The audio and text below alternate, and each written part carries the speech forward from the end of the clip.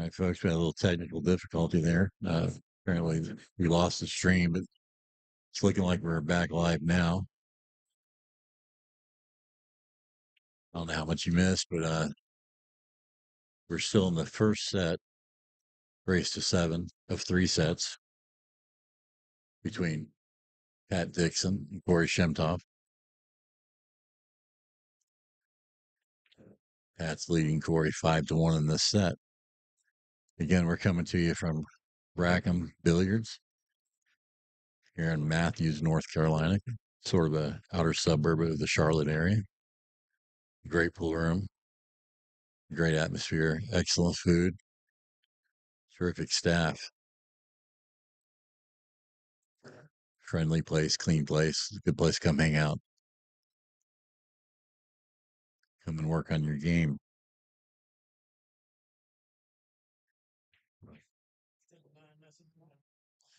So far, Pat's been taking it to Corey here, but we've had some cat and mouse play, some safety play, and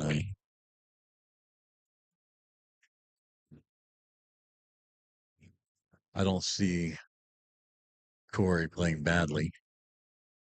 He's had some bad rolls, but he looks comfortable. He's made some good shots, so we always want a close match as spectators, don't we, folks? So I expect things to get tightened up here.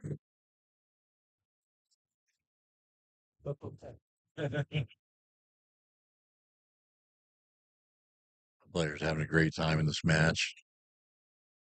They said they're friends and teammates. Uh, we were on the same team here this last session for BCA 8-ball and 10-ball.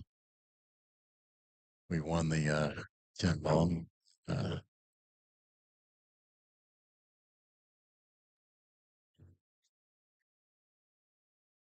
Actually, I got that backwards. We won the 8-ball. They went to divisions and regionals, I guess they call it. We came in third place in regionals. Corey's back at the table here. Made a good shot on the 2. Didn't have a great shot here on 3, so I'm expecting a safety shot here. He played it well. Looks like he's got the 6-ball between the cue ball and the 3, so Pat's either going to have to kick to a rail or go with a jump shot. A lot of players jump into the jump shot with their jump cues. Back in the day, we could jump, but we had to use our full cue to do it. But these days, the jump cue is more of a thing. You see players very reliant on jump shots, and a lot of times the kick is the more controlled option. But if you're jumping well, you make a good hit, and you control the cue ball and still get out, you go for it.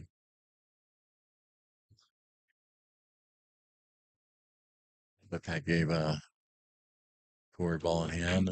Corey pocketed 3. He's got a good shot here on the 4 in a very tight pocket and pocketed it well. Got great shape on the 5. He's going to use the bridge here to reach the 5. You see him hit this a little bit at bottom right. Going to pop off the rail back out for a good shot in the corner in the 6. Oh, he held it. Okay. A lot of players would drive into the rail back out for a position in the 6 there. He elected to draw back into it. Kind of killed the angle with the draw he put on it. So now this creates a back angle cut into the corner, which means it's got to go clean. And he caught the rail going in. Looks like he's getting a roll out of it here, though. Didn't leave Pat much. Pat's going to have to go down table to the rail and kick back to make a legal hit on the 6. Anything could happen at that point. You're kind of setting the cue ball loose. He could go between the 6 and the rail and get Corey ball in hand. Or he could hit the 6 and make it in the side. Almost made it inside. But he made a legal hit. So he's left Corey down here on the rail with a cue ball. jacked up over the 8 ball. Again, that's anytime the back of your cue is elevated, it affects your accuracy of your shot. So we'll see how Corey does in this. So he elected to play safe. Looks like he got it. Played cross table and put the cue ball behind the 7. It's tough to play safe like that when the balls are so out in the open. Looks like Pat's able to see the edge of it. See if he can pocket the ball. No. So he was able to see the edge of the 6 and make a good hit. Tried to leave Corey a difficult shot. He did leave a difficult shot. This is a little bit of a tough cut into the side. Again, whenever you have a shot like this, you're setting the cue ball loose instead of keeping control of it. So the cue ball could make the 6 inside and go off the 7 into the bottom right corner. I mean, you're just at risk. Looks like Corey overcut it a little bit. Now he's left Pat a down rail shot, 6 ball in the upper left hand corner.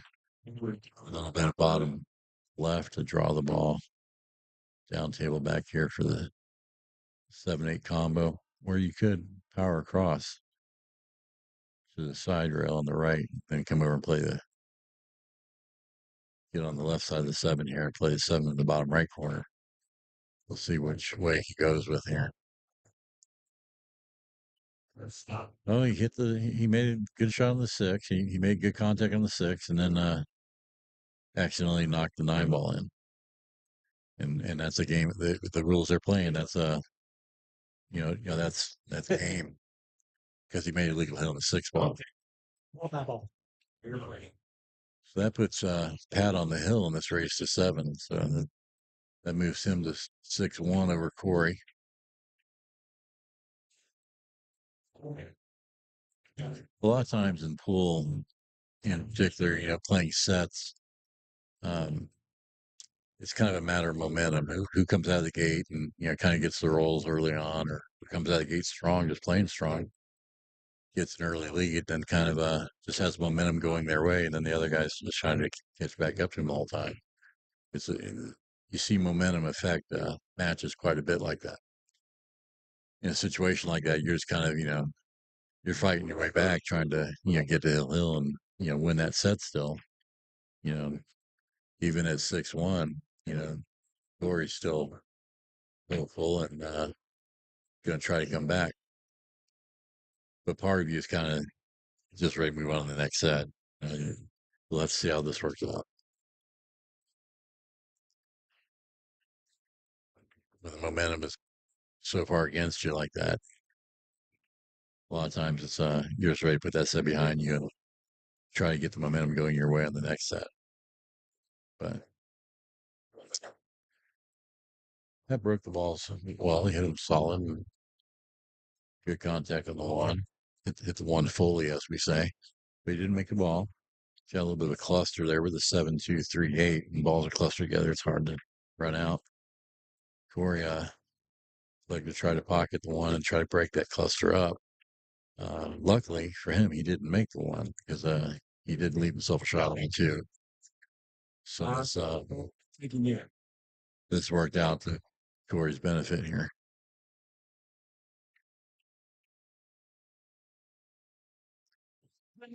We got the jump cue back out for Pat. Made a good jump over the balls, hopped over him, hit the 1, and the 1 hit the 4. The 4 went in the top left corner. So it's a legal hit.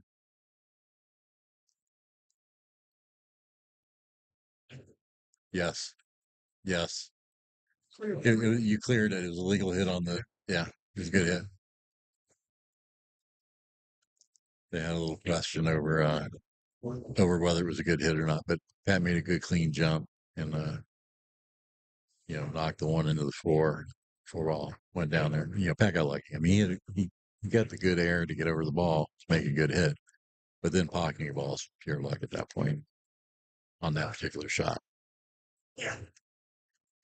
So again, we still got the cluster on the right. So what are you gonna do? You got to get this 1 ball to drop on the side. You got to hope for some kind of good position on the 2. He didn't get it. he might be able to make the two here in the corner. I can't see if the seven ball has it hooked or not from here, but or he might be playing it safe. We'll watch and find out together here, folks. He was able to see it, um, but again, tight pockets and hung it in the corner. It was a good attempt, though. Again, a lot of distance there, so it's long shot by themselves can be a safety sometimes, especially on a tight pocket of the table. Corey's got out the bridge, taking no chances here, but stretching. He's going to make sure he's going to make a really good solid hit there with the bridge. Pockets it too nicely. He's got a little leg on the three here. This is where you trust your form. You're lined up on the shot, and you trust in your form to make that ball. And Corey did. He trusted his form. He kind of let the shot flow out of him instead of trying to force it. Pocketed the three nicely and drifted over to the five. Made the five. Now he's going to cut the ball on top left corner. Come down to the seven on the side. Oh, he missed the six. Looks like you rushed that a little bit.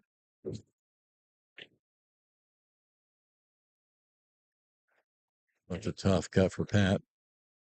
Pat says, I'm not going to play that tough cut. I'm going to leave my difficult shot on the rail all the way down. Corey's glad to have it.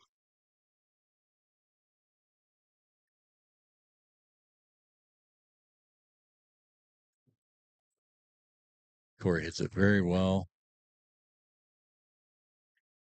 Ends up getting some fairly good shape here on the seven ball. Looks like a seven ball will go past the eight to the bottom left hand corner. So he's going to hold position for the eight in this corner. He's got a little wrong angle here. So what he's going to do here, folks, he's going to cut the eight ball a little bit to his left into this bottom right corner. He's going to follow it a little bit top right. Oh, he didn't get the right on it. He just hit it with top, so the cue ball drifted to the left and did leave a good shot on the nine. It looks like he rushed that just a little bit.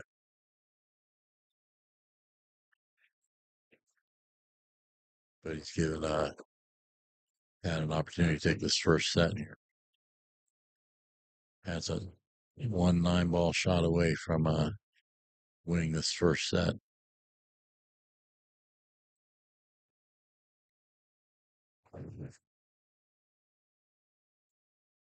That's focused, folks. He pocketed it well. That takes the lead. The set lead, I should say, at 1 set to 0 sets. Wins the first set of 3 against Corey Shemtov.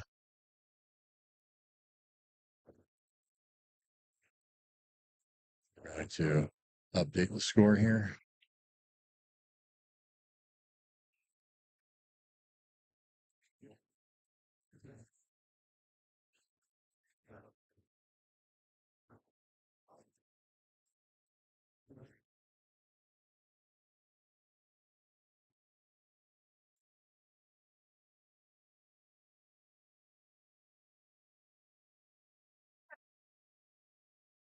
Right. Yeah, let me see it real quick.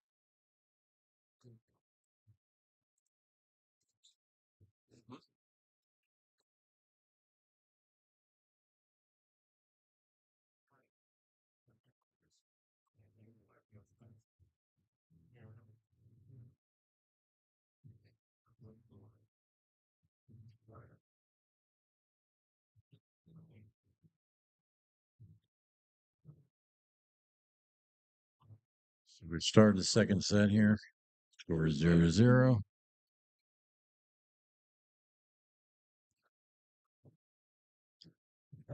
Pat just pocketed the 1. Failed to get position on the 2, so he's just going to try and make a legal hit on it. He might try to kick it cross corner to the top left corner. Might try to pocket the 2, or he may just make a good hit and try to play safe. He elected to try to pocket it. It was a good effort, but in doing so, he's left himself Corey shot at the 2. So Pat, on this score here, it's not reflecting the set, right? It is reflecting the set. It says set two right up there, real small. It's saying Above set the zero. two, but it doesn't say who won the first set, right? Correct. It doesn't say who Okay. won the first Okay. set. Okay. So y'all see up here, we're above the score there, game score. We've got the indication there showing it. We're in set two, but y'all just have to remember that uh, that Pat won the first set. And this is the best 2 out of 3, or is this that's what you're doing, right? So it's best 2 out of 3. Oh, as many as you. Okay. So we may not be limited to 3 sets. We're, looks like uh looks like these guys are gonna be gladiators tonight and push until the other one quits. Is what it looks like it's gonna be. It's a to make the other one say uncle match. I was told earlier it would be the best 2 out of 3 sets, but that changes the ball game, folks.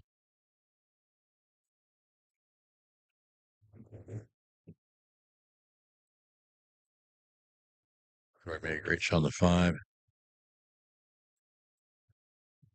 I fired at the 6 ball there.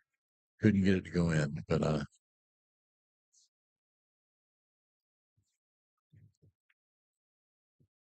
Pat's gonna have to move the cue ball around, make a back angle cut on the 6 on the side.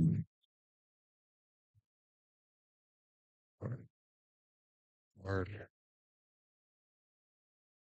I guess at this point he's still trying to decide if he's going to try to back cut it in the side pocket or if he's going to play it down. Yeah, he's playing for the side pocket, so he's going to come down here with head rail back out for the 7 on the opposite side. And Pat fired at that a little bit. Take his time. Yeah. Sometimes if you're not really locked in, if you haven't sold yourself on which shot to shoot, if you're going to cut it one pocket or the other, sometimes you can sometimes they'll reflect in the outcome of the shot. That looks like that might have been what happened there. You got to be settled on what you're going to do before you get down there and do it. Didn't leave Corey much to work with. Corey wound up leaving Pat a long downhill shot on the 6, which he gets to go in. He's got a good shot at the 7 on the side. Some players just play this for a real soft touch stroke and just let the cue ball roll just a few inches past the 7 and to hold position for the 8. Some players go down, table back up. If you go down, table back up, sometimes you get hooked behind this other ball here, this 9 ball. So Patty liked to go down and come back up, but he's in the middle. He's in the kitchen, so he's played it, where he's out of harm's way. Just kind of got to roll this 8 ball in nice and gently. Come out a little bit for the 9 ball in the bottom right corner. Played it well. Controlled his speed. Still got away from just a little bit. Tables are very fast, folks. And again, tight pockets. So with this angle of a cut, I expect him to make it, but it's a missable shot on this tight of a table. So we'll see if he can put it down here, jump out to a 1-0 lead in the second set. He's lined up well, focused, and he played the 9 ball very cleanly in the corner. Pat takes the first game in the second set against Corey Shemtov. Pat leads 1-0.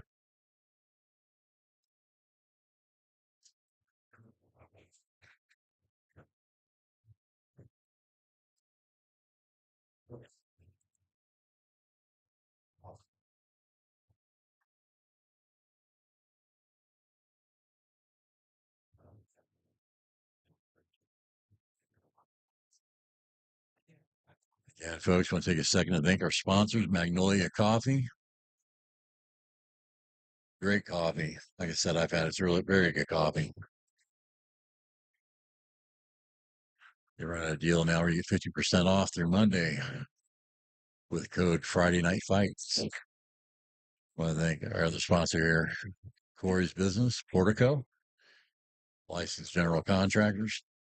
They do great work. Seen a lot of photos of work they've done. I actually know people who've had Corey's company do the remodeling and so forth, and they're tickled with the results. Corey's been doing that a long time. He's very good at it. Again, we don't have all of our sponsors with us tonight because we're missing a hard drive tonight. The rest of our sponsors. I can tell you one of those sponsors is though it's the guy talking to you right now, and Gene Ziegler, coach people and help them improve their game. Like to get serious for the game of pool, remove your limits.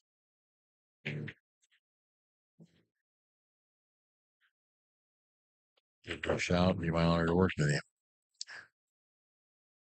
I get the action here now. Game 2 of the second set. This race to 7 9-ball match between Pat Dixon and Corey Shemtov. Pat's got a very long shot to 1. He's trying to see if he can see it past the edge of 3 or not. It's kind of hard to tell from this angle. Looks like it's hard to tell from down the table. Corey's having to look at it from several vantage points here to see if he can even make it. Looks like it is hooked, so he's going to try to massay or jump. Yeah, he jumped over the 3-ball, made a good jump, made a legal hit on the 1, and then he very unfortunately scratched off the 4-ball in the top left corner.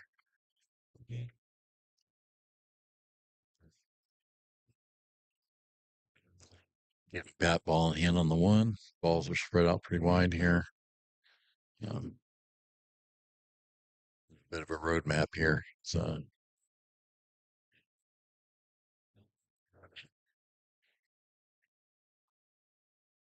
well he executes here. Pocketed the 1 well, but kind of played the wrong position angle for the 2-ball. He may be able to cut the 2-ball way down table and hopefully still get a shot on the 3. But that was a positional error.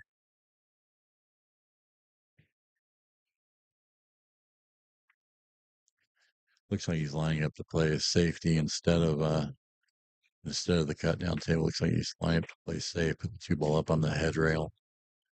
Leave the 2-ball down here at this end of the table. Play a little firm. 2-ball's going to come out. Leave Corey a shot, but it's a low percentage shot. 2-ball's up on the rail. We talked earlier about how when back of your cue to when you're over a ball or over the edge of the rail like this is you lose some accuracy.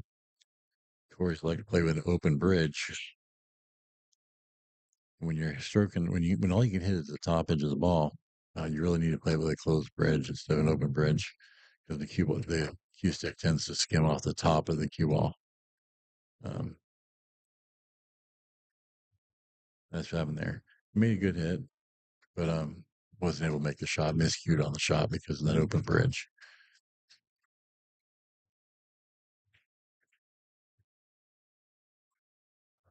Left Pat a 2-4 combo. Pat was able to pocket it, drop the 4, left himself a pretty decent shot here at the 2. Looks like he's gonna go 2 rails possibly to come back for the 3. Yep. Played a little bit top left to go 2 rails, come back out to the kitchen, middle table, so he'd have a shot at the 3. He's got a little distance there. That I may have said top right, but it's top left. That he hit that shot with, and on a shot like that, if you stroke with just the top, it doesn't come down table as far. It leaves you a shorter position shot on the 3. So that left kind of created some distance there, but he should be able to pocket this ball. Up the Jard. He's giving Corey a real opportunity here with 5 balls out in the open here. That Corey's able to capitalize on this. Looked like he was left straight in on that ball. Straight in, folks. You don't have the angle to travel and move the cue ball around where you need it to. So he was just only able to just draw back. That kind of difficult position on the 5, and Missed it. Pat's got a long shot here. It's not a gimme. See how this goes.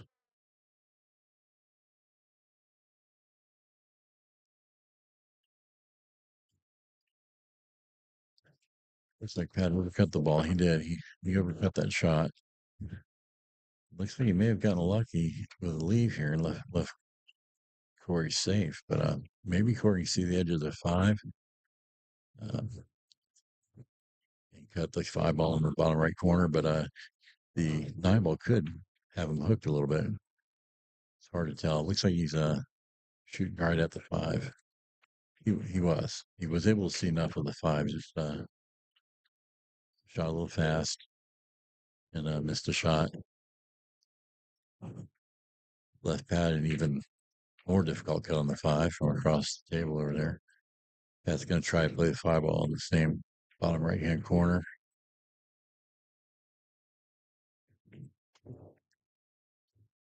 Looked like he overcut that and wound up scratching, giving Corey ball in hand. Now, this is four balls with ball in hand. So, when you're down a set and your opponents come out and won the first game of the second set, there's some pressure on you.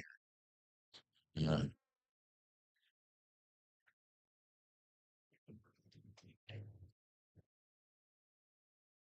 Corey was able to pocket the ball. He's got a shot on the six, but it's a pretty sharp cut into the side.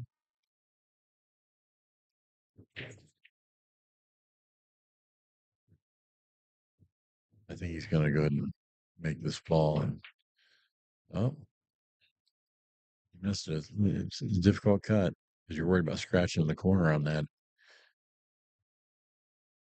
He's left Pat bad. He kind of got a roll there. Pat's jacked up. We talked a couple times about accuracy when your cue's jacked up in the back. Pat's trying to play really smart though. He tried to leave Corey behind the nine ball here, but he hit a little firm. Cue ball came out into the open. Six ball went toward a pocket. So he's definitely left Corey a shot. It's a long shot. Corey has made some really nice long shots tonight, just like that one. That's a sign of really good form there, folks. Really good stroke and trusting your stroke and letting it out on those long shots. Those long shots will tattle on you. If you don't have solid form, those will get you. But Corey's pocketing those long shots well, and then some of these closer shots, it's like he's taking for granted. So he missed that eight ball. He's left a difficult cut there for Pat.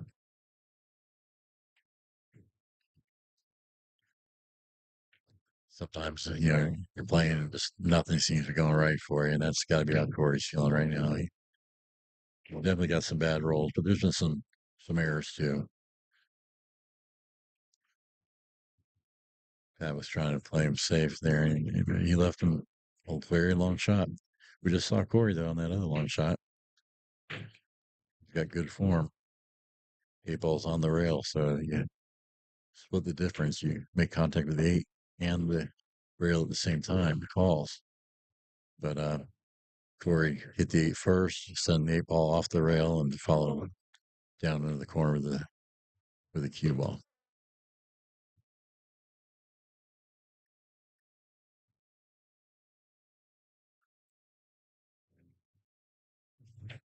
Giving Pat ball in hand here with two balls.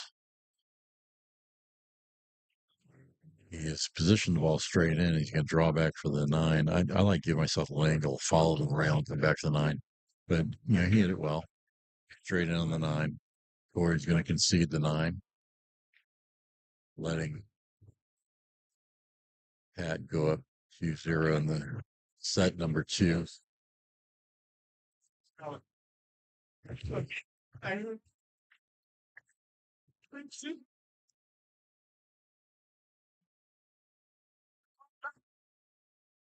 That little bit went there.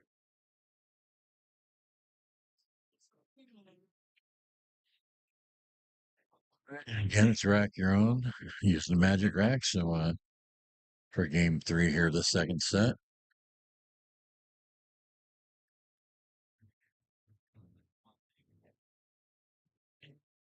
That's racking the rack here, racking the balls, gonna make sure it's nice and tight and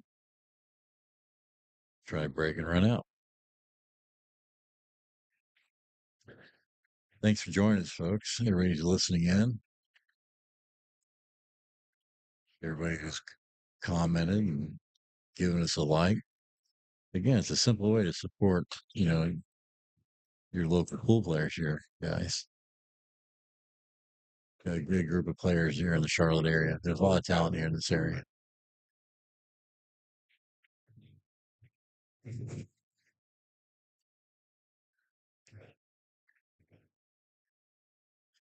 Pat got a solid break. Looks like you got cut or a bank on the one here. It's against hard toughness angle, but looks like he's gonna probably need to try to bank the one back to the corner pocket where he's standing here. Yeah, that's what he tried to do, and it was a difficult bank. He's left Corey good shot on the one here. See if Corey can get things going his way here.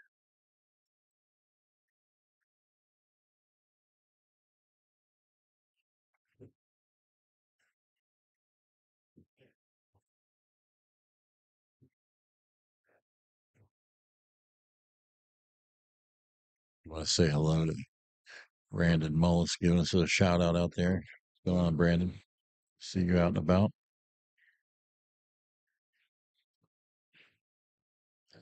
Another solid Charlotte talent in the world of pool here.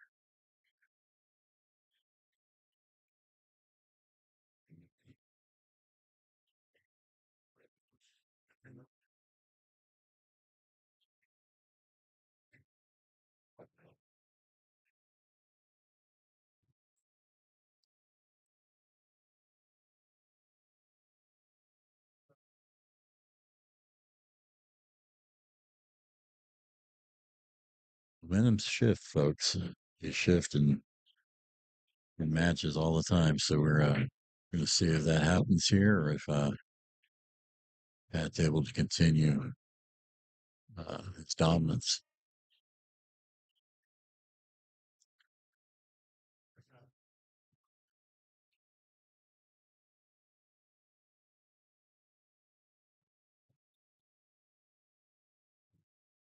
Pat just made a great cut on the two ball, but lost control of the cue and wound up scratching the same pocket as the two ball. Corey's got ball in hand the three. 6 balls left on the table. Getting position on the five can be a little difficult. Might be playing the 5-9 combo. Can't get in between there. We'll have to see. Pockets 3 in the side. Good shot down here in the bottom left hand corner on the 4. It's going to follow down. Looks like he took a jab at that. He's not stroking the ball well tonight. He's poking at some shots, but and he knows it. So I know he doesn't mind me pointing that out. He's Corey's a good guy. Pool is no fun unless you're winning, folks. It's just one of the truths about the game. It's just the way it goes. We've all been there, Corey. So we know it's not fun. Pat didn't get good position on the 5. Went behind the 9 ball to make a good legal hit. He's left Corey just really tied up on the 5 ball with a cue here. He doesn't really have a good shot. Probably going to play safe behind the 8 here. Played that very well. That's a great save. Anytime you can come off the rail and freeze your cue ball up behind the other ball, that's pretty good. But yeah, Pat was able to go to the side rail and hit it. Made a good hit. And again, really didn't leave very much, but a little difficult. Uh, difficult cut into the tight side pocket or cross side bank. Just the angles are wrong here for everything. I think you got to try to uh, make a cut, but Corey was trying to play safe, leave the cue ball behind the 7. Didn't quite get there. He left Pat a good long shot on the 8. Again, Pat's got great form too. So these long shots, these guys are both very capable of making these balls very, very well. That's not what happened though. Pat decided to entertain us with a trick shot there, an accidental trick shot, one pocket shot we would call that. Game of one pocket. Wound up banking the six ball accidentally, and wound up with good shape on the seven. So, oh, he missed the seven. Probably felt guilty for the six. Probably felt guilty for the six. Corey's got to take advantage of that. Put these three balls down. We're back in a situation where it's 3-0 or 1-2. Which one would you like to have, folks? That's the important game right here. Oh wow, Corey overcuts the seven ball, misses it, leaves it close to the pocket for Pat. Sometimes when they're down the pocket like this, is people mess up the position a little bit. Pat probably knows what to do here, though. He better know. Uh, he spent enough time in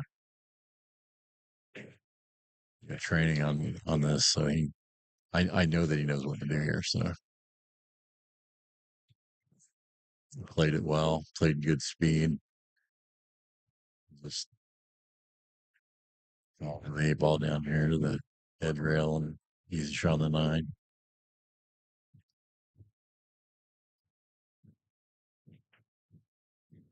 On table this tight, I wouldn't give my opponent the nine ball. Corey showed some respect and courtesy earlier when Pat's had nine ball shots. Just gave him the shot and didn't require him to shoot it, but he's a human being up there shooting, capable of missing, especially on these tight tables. So I don't give nothing on a tight table. They got to make the ball. Going to play me. I'm going to make them shoot the shot.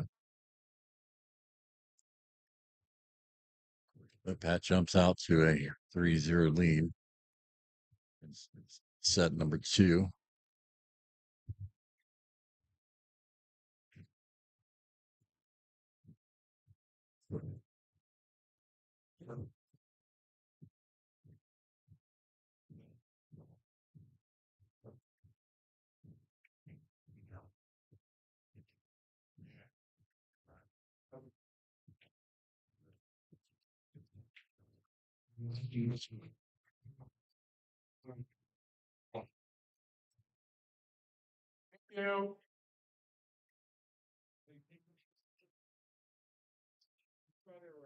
Well, thank everybody out there for joining us tonight.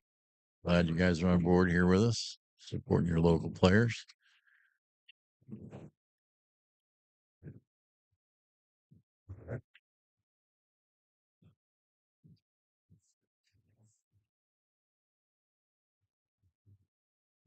That doesn't make a ball in the break and scratches. All the balls are spread out really well. So it's just a matter of taking your time, pocketing the ball, playing good position. Either one of these players are capable of running out from here. Corey's playing pretty fast and loose, especially for a guy who's down 3-0 the second set.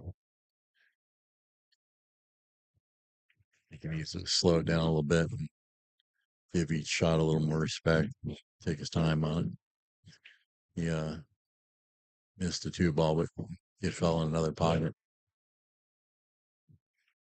And nine ball that counts, folks. On on a local level here, you'll see more accidental ball, falling in the wrong pocket. And yeah, it counts in the game of nine ball, but you'll hear a lot of eight ball players, talking about how nine ball's a slop game because if you made a legal hit and the ball falls in a different pocket, it still counts. But what they need to understand is on a very high level of nine ball, that doesn't happen. It's almost not a part of the game. We're controlling the cue ball too well on a higher level of pool. You don't. I don't think anybody's ever won a U.S. Open nine ball championship by slopping in the nine ball. You know what I mean?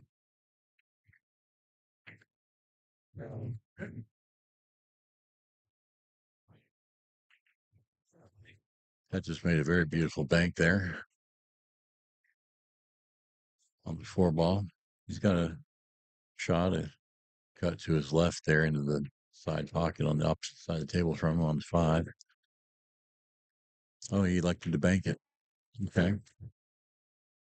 And it might be the right call from his vantage point there. You can see just how tight that side was if you're playing the cut. Again, this is a shimmed up table or a table that was ordered with tighter pockets.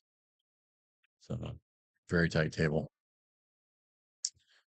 Set the cue ball loose on the 6, missed the shot on the 6, and scratching the corner, leaving Corey 4 balls to ring out. Now, typically, um, 9 times out of 10, 4 balls left, and ball in hand, Corey's going to be out.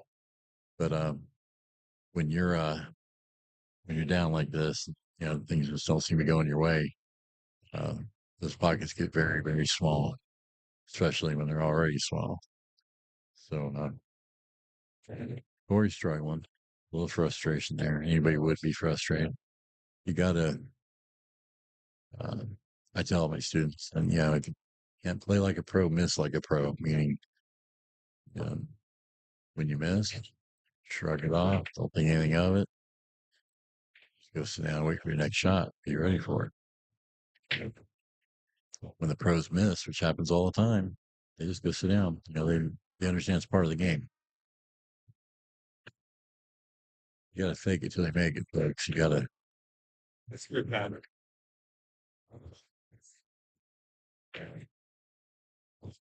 Pat was able to get out, get good shape on the 9 ball. Corey didn't make him shoot it.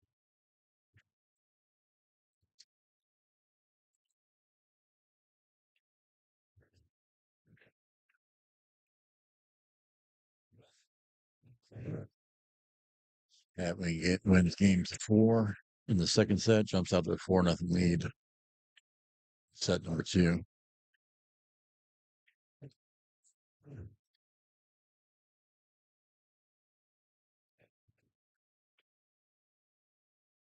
We have all been there when things just aren't going your way. It's very frustrating. You see it? Yeah, you know why? I haven't touched anything but the score. Oh, no, it's good. We're good. All right. And we were having a little technical difficulty there. I think somebody probably messaged us and let us know. But we're back on now. Sorry if you guys missed that. Just to update you in case I don't know how much y'all missed from our technical difficulty, but we're in set number 2. Pat won the first set. We're in set number 2, and Pat leads. Let's race to 7-4-0. Pat Dixon over Corey Shemtov.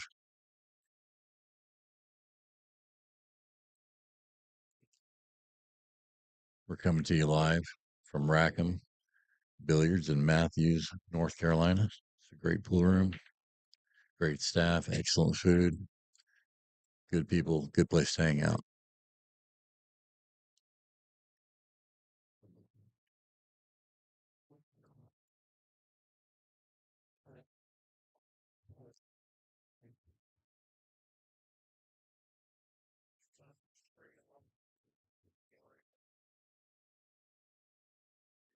Corey tried to play safe on the 1 ball, so he left it out in the open.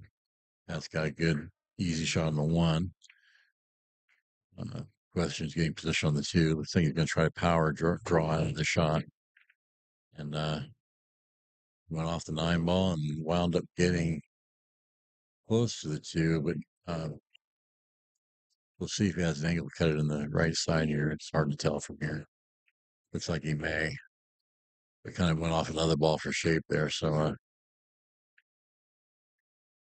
yeah, he wasn't able to. So he played safe on the 2 here. Left Corey down behind the 7. Pat's playing solid safeties tonight.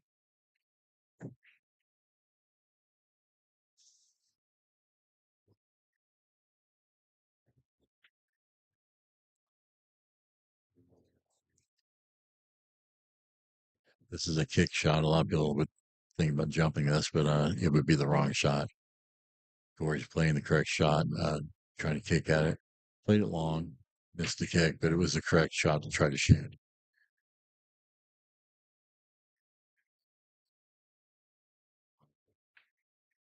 When you kick, you can control what the cue ball does after the hit better than you can jumping. When you're jumping, you're kind of setting the cue ball loose most of the time. Sometimes you can control it. Sometimes you can even draw, you know, on a jump shot. So I'm not saying you can't control the cue ball on a jump shot. I'm just saying most often you're setting the cue ball loose. So Pat's got ball in hand on the 2. He's going to follow into the side, get the cue ball past the 5 ball. So he got a shot on the 3 in the opposite side pocket. Can't tell how straight he is on the 3. He may just be pocketing the 3 and stopping kind of where the 3 is to play the 4 in the corner. If you look further down the rack, to the 7 ball, that's going to be the problem ball in this rack is what do you do on the 7? If we'll have a shot at you, probably have to bank the 7 cross side or break it out on one of these other balls. We'll just have to see how that works out. Yeah, this is a great situation where I may not be trying to make any of these balls. I may just be making a legal hit, but leaving my opponent a shot. Let him break out the difficult breakout because you got to get perfect on the 6 to break the 7 out. May let my opponent do that for me. Let's see what Pat chooses to do. He looks intent to make the 4 ball here. He missed the 4, but he's trying to get out. He's trying to make the 4 and run out. Missed the 4, left Corey a pretty good shot here on the 4. That was a different Corey we saw there. He followed it, played it very, very soundly in the corner. Got great shape on the 5. Got a follow position on the 6. What do you do on the 7? Looks like he's gonna be playing for the bank on the 7. Yeah, we're safe. Maybe he's gonna go off the right side of the 7, try to leave a cue ball down here around the 9. And I like that better than playing the bank here. That's what he tried to do. Hit with too much top. He needs some bottom on that to create the angle to come down here behind the 9. He didn't get it. Left Pat a shot here in the 7. It's a long shot, but very makeable. So Patty liked to play that 7 ball in the top right hand corner. I think I would have played in the top left, and just because the pockets are so tight. And then you would have had a more natural cut into that corner instead of the back angle cut into the right top corner. So he missed it. Left Corey a shot here on 7. And yeah, Corey's just he's kind of not here. He's getting opportunities to run out and just not able to execute. It's tough when you're in this situation. Everything's working against you. What I'm doing if I'm in this situation is I'm having an intermission. You know, players that smoke, they'll take a break between sets, go outside and smoke a cigarette or whatever. And you know, I'm not beyond taking a break. And you go in the bathroom, splash some water in your face, you wake up and come back out, you're a different player. Now look how well Corey executed that safety there.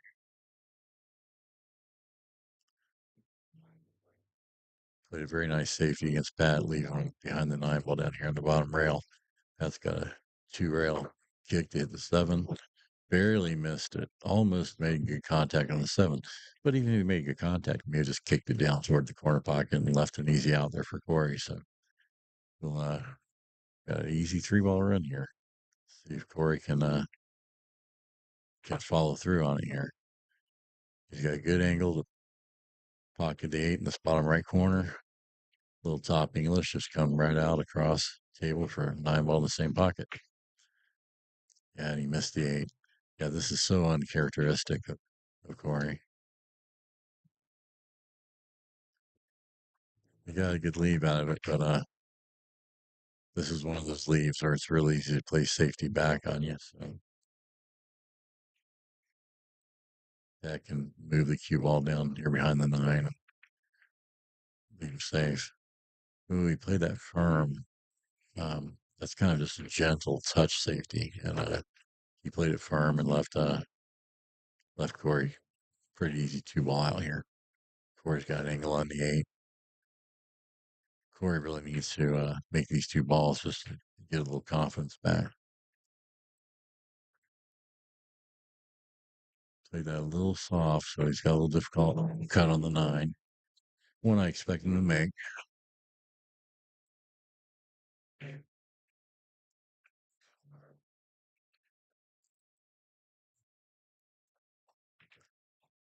And he makes it well. Yeah,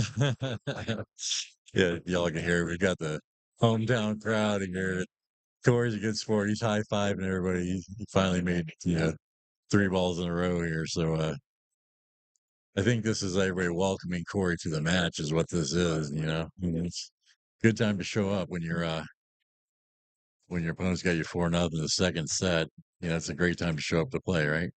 So, but he's a good sport about it. Everybody's laughing. Everybody's trying to encourage him. Yeah, basically welcoming Corey to the match is what they're doing. So that's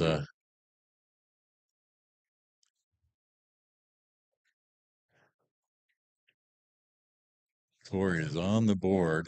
Right.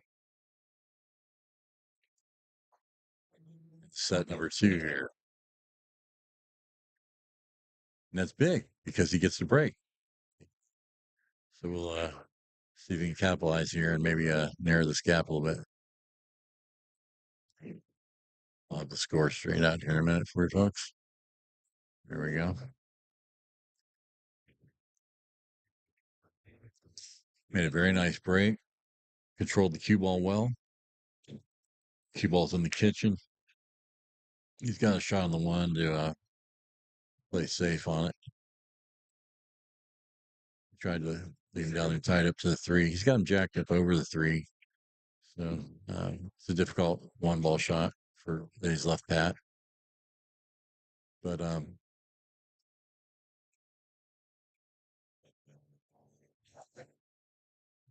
there's a lot of distance there. It's a long shot. We'll see. We'll see how Pat does it. Play big. Long time in this match. Good out, Corey. Well, welcome to the match.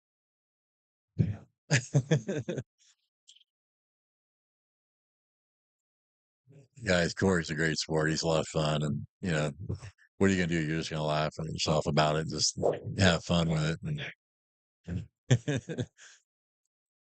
gonna feed off that win and try and make a comeback here. Pat's left him very difficult one here. He doesn't have a clear path to it. He's gonna have to kick down table to try and make the one. Looks like he's trying to play a 3-rail shot to make it a good hit on the one. Ball in hand, he didn't make contact on the one, knocked the four in. In this format, I believe this is world 9-ball rules. The 4-ball stays down. Old school 9-ball. A lot of you guys know that balls would get spotted up. They weren't made in the right order or whatever.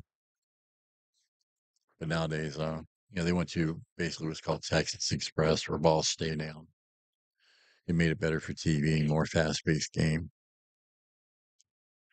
But Pat's got ball hand on the one. Let's see what he can do here with it. Pockets one, goes 2 rails for the 2-ball.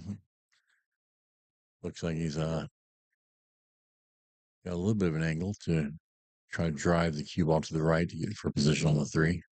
Yeah, you didn't. It's pretty straight on that. It's really hard to. You really got power that to. You got to drive that ball in there to drive the cue ball to the right. So you try to play 2-rail shot on the 3 and missed it and left Corey for an easy 5-ball run here. Corey just got out on that 3-ball run. So let's see See what he does here.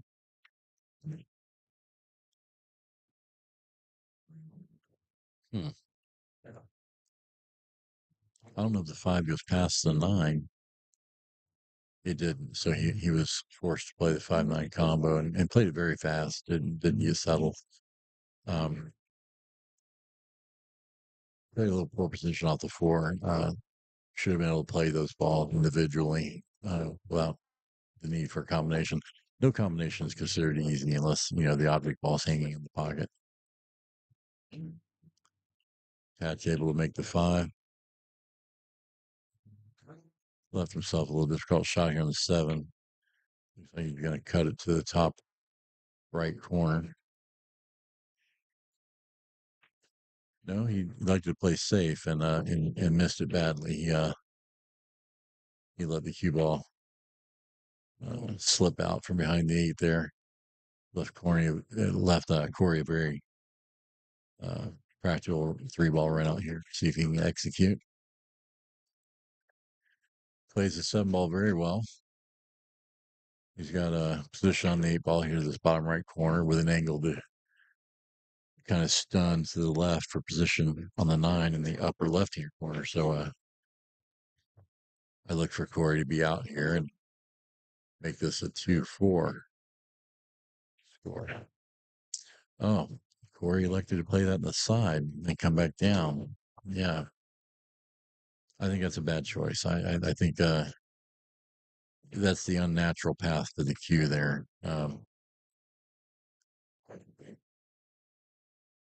Required more movement. You should have been able to cut that ball into this bottom right corner and hold shape down there for the 9. But he left Pat a difficult angle. Pat wasn't able to execute, missed the ball, and now Corey's got a pretty easy 2-ball out here. Just a simple cut here for the 8 in the top left and just hold position for the 9 in the same pocket. Corey should have this here. No. It's kind of hard to believe, folks. But again, you're this down, you're pushing hard and you're trying to find a rhythm. So you're trying to get in stroke, and it's just kind of a frustrating thing. And Pat makes a great bank on the 8. Corey gives him the 9-ball straight our internet connection here through Wi-Fi. We're trying to get this back online here, so bear with us, folks. All right, folks, we're back with you. I don't know how long we were offline. We're having an internet connection problem here through the Wi-Fi. So every once in a while we're losing our feed here. So I don't know what you guys missed out on here. We were starting game 7 in set number 2. Pat Dixon won the first set against Corey Shemtov. And now in the second set here, Pat leads Corey 5-1 in this race to 7. I apologize for the internet connection problems we're having. But thanks for staying with us. Appreciate y'all hanging out with us and following along. Justin Edwards, Antonio Belton the second.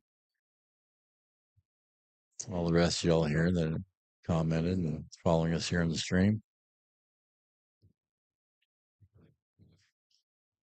I have 4 sisters, and 3 of them have January birthdays.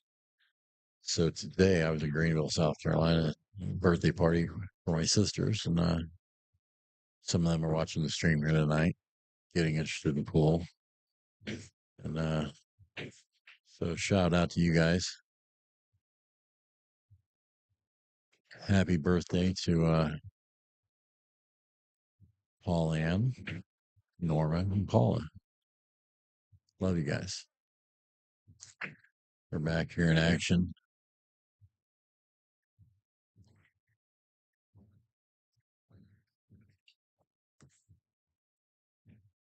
Corey missed the 3-ball.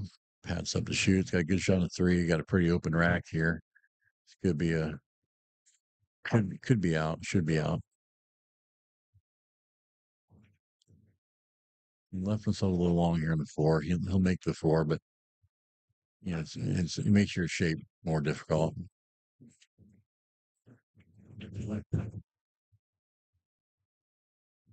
We've lost the stream again. We've lost the stream, Pat.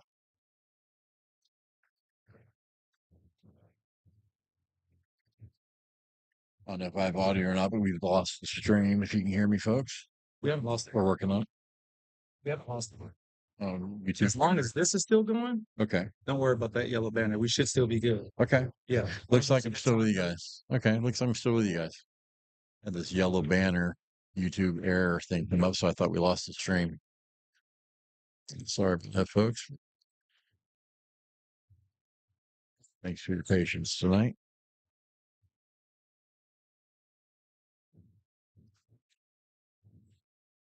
That's trying to catch the edge of the five ball. Try pocket in the corner. Plays it well. Leaves himself safe behind the nine here. Gonna have to try to kick one rail to make the six ball into the side.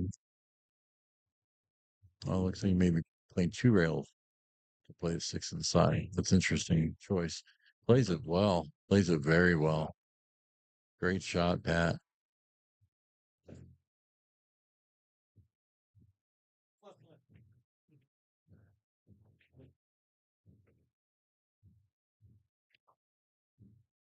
Played it well. Pat's stroking the ball well.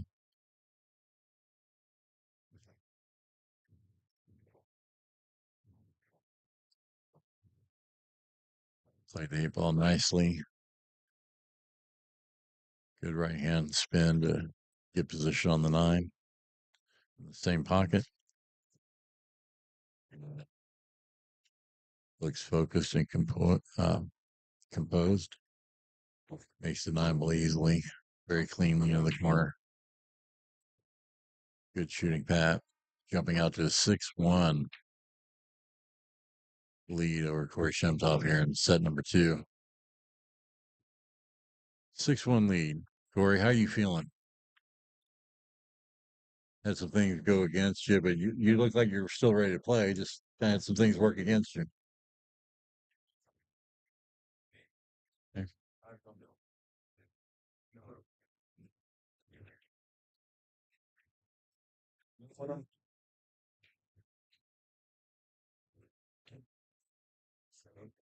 Yeah. Yeah. Just the momentum. You get a momentum going the wrong way. It's so hard to fight back sometimes. Everything's going wrong. Yeah.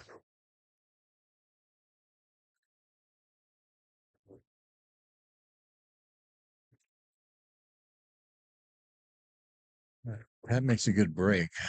Two balls on the break. Balls are spread well, but the cue ball's down here on the bottom rail. And when you break, we're trying to break kind of a pop break where you bring the cue ball back off the one ball at the head of the rack and try to leave the cue ball in the middle of the table between the side pockets in that area where we call it area of the kitchen. It's kind of a safe area. In a case like this, you leave the ball way down here in the rail. It's kind of tough to go anywhere with it. Yeah, had a shot on the two for a bank, but it's kind of low percentage. But if he had controlled that cue ball left in the middle of the table, he had a real nice, easy shot on the two and a good chance of running out. Again, just has left Corey very difficult position here. And Corey having to go to the jump here just to make a legal hit. Makes a good jump, makes a good legal hit on the two. He really needs a break, needs something to go his way here. See what happens. He's left him straight on the side. He just can't seem to get a break. I said earlier tonight I didn't know who to root for. I'd be rooting for whoever's losing. I'm definitely pulling for Corey.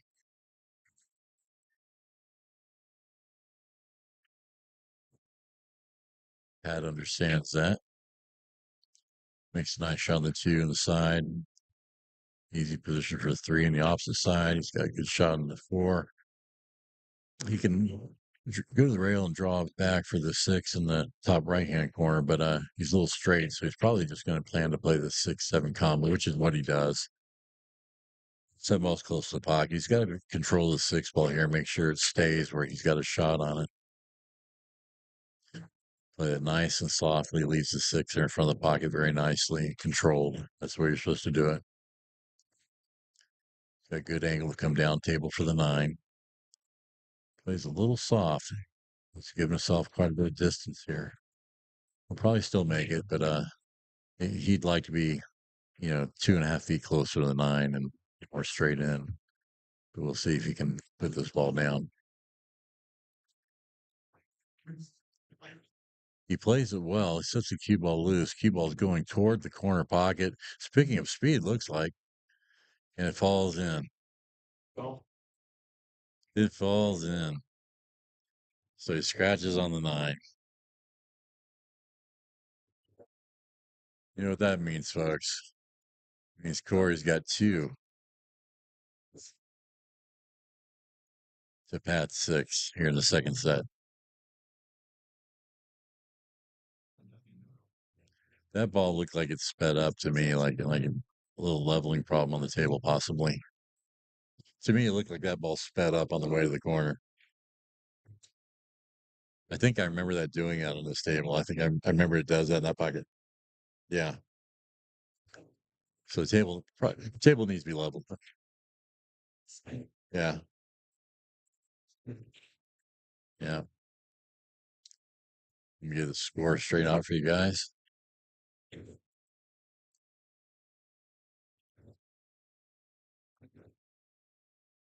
For the second set, Corey wins that game. 6-2. It's 6-2. Pat leading Corey in the second set. You see how that ball sped up going toward the corner? Going that way, the ball just takes off. I remember it from playing here on the stable before. That's about to make a jump shot here to hit the two. It doesn't hit it. Doesn't get over the ball good. Ball hanging. Puts the nine ball in front of the pocket. Leaves Corey a 2-9 combo. He needs to not take this for granted. He needs to take his time and make sure he makes his combination. And he does. Good job, Corey. We're all pulling for you, man.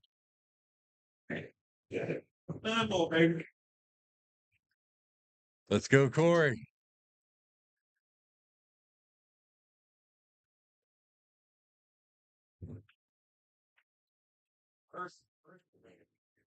Score is 6-3. Pat Dixon leading Corey Shemtov. Set number 2 in this race to 7.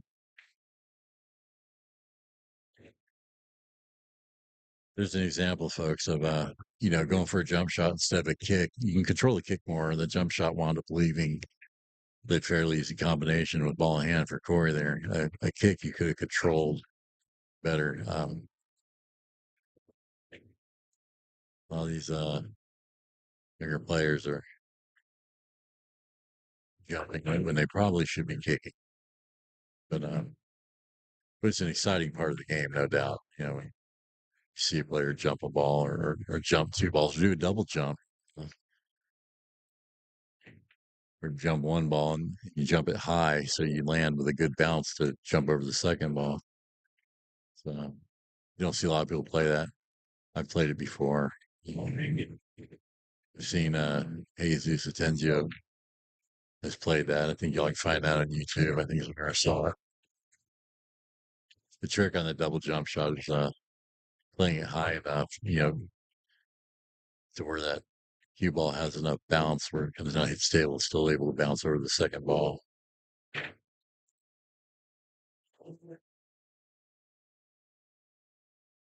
These guys are both having fun. This isn't a big deal to Corey. I mean, he wants to win, but Corey sees it enough to know that momentum is something tough to fight against and come back from. He's in it though. He's in the fight. He's trying here.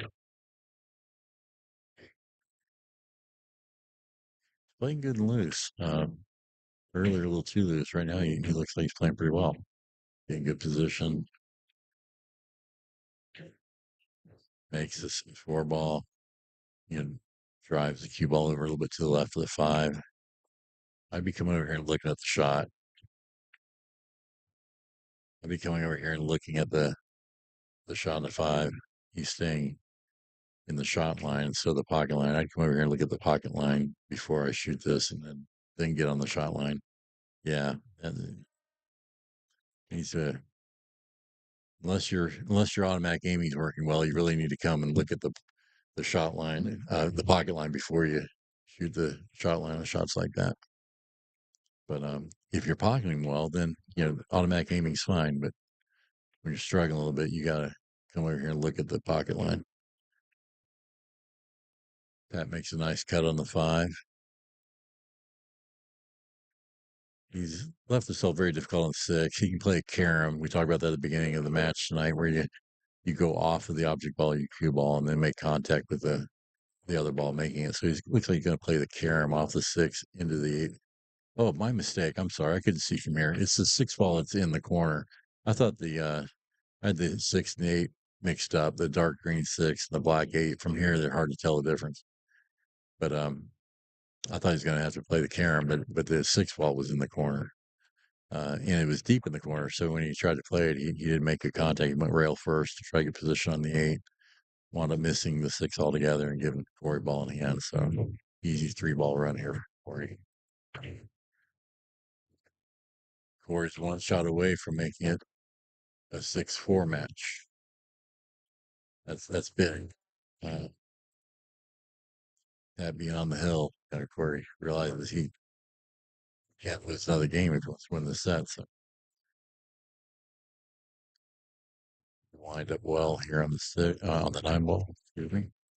Plays it well, very controlled. Good shot, Corey. Good shot, Corey.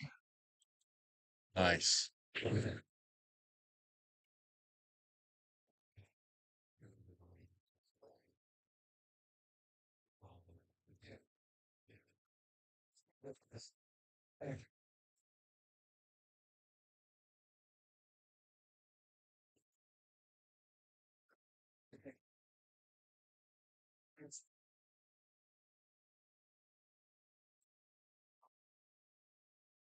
Yeah, so he's back in the match. He's got to hold him. He's got to break well, pocket well, play safe when he needs to. Needs to control the match.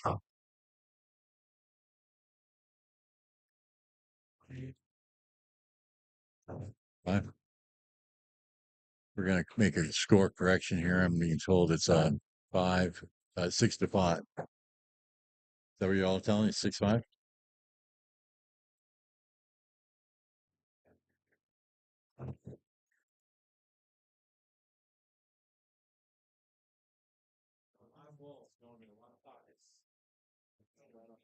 Pardon my mistake, Corey. There's your score. Commentating here, and you're paying close attention to the actions. Lose track of the score pretty easy. So it looks like we're 6-5. So this is winnable. Yeah.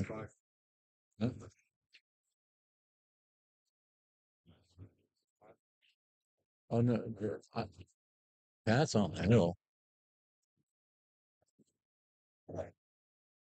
We're all confused about the score. Guys, let's get the score straight. Pat, let's get the score straight. He thinks it's 5-4. I had it scored at 6-4. I thought I had you on the hill. I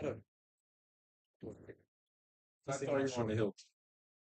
Yeah, I thought you were on the hill. And right now, I had the score at 6-4 right now, not 6-5. So what are we going with, guys? I think you're on the hill. Are we going 6-5 or 6-4? Are we 6-5 or 6-4, fellas? 6-4. Okay, so they're saying I had it right. If you guys out there watching the stream, correct us if you think we got it wrong, but they're saying I had it right now. Let me get the score straight out here.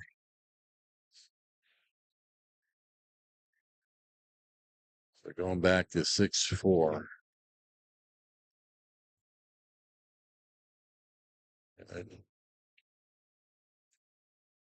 Pat and Corey have both agreed the score is 6-4, Pat. If you guys think we have it wrong in the stream, please let us know. But that's what they're saying it is. That's what I had it scored as. So, but I'm human. Maybe I messed it up. But all three of us were confused about the score. So, oh, you'll straighten us out there if you need to.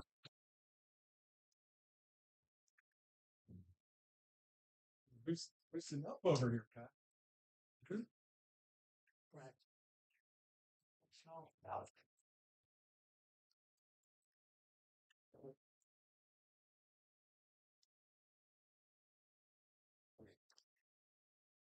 Pat makes a nice kick here on the 3. Trying to play a kick 3-7-8 combination. You got to play harder than that. That's what you're going to do. I'm not sure if he's trying to play a combination or just trying to make a good hit. Pat, were you trying to play the combo or just make a good hit? Were you trying to play the 3 combo there, or were you trying to make a good hit? Yeah. So that's why he played soft there, folks. He was just trying to make a good hit on the 3. He wasn't trying to play the 3-7-8. Corey, however, was. Corey was just trying to make a combination there, and he didn't get it. Made a good hit, but now Pat's got an easy 3-8 combination, and you got to control where the 3 goes. You need a shot on it afterwards, and it didn't happen. Rolled up in front of the 5, so now he's got another combination to play the 3-5 into the side. And again, you got control of where the 3 ball goes afterwards. Yes, you got to shoot the next. Yeah, so you see where 3 went. I mean, he's kind of left him a long, tough shot if he had made the 5, but he didn't make the combo. He's left let Corey get back to the table here. He's got a long shot on the 3, but a very makeable shot. Oh, he overcut it. And looks like he's left Pat behind the 9 ball. Looks like Pat can hit the 3, but maybe not be able to make it. Yeah. Pat played that pretty well. It was a good attempt. Tried to play him safe and hook him behind the 9 ball there with the cue ball. Didn't get there with the cue ball, but left the 3 ball in a difficult spot where I don't think it goes past the 5 in the corner. So Corey would have to play 3-5 combo. Instead, he played a very smart shot, and he liked to play Pat safe. Almost got it too. He's left him a little edge at it. Corey's indicating that Pat can see the edge of it. He almost got that. Yeah, that makes a great shot. Cuts the 3 in. Looks like you're gonna get hooked behind the 6 though. He did. Yeah. This is a this is a shift. We're seeing a shift here in luck and everything else. So maybe this match will get closer here.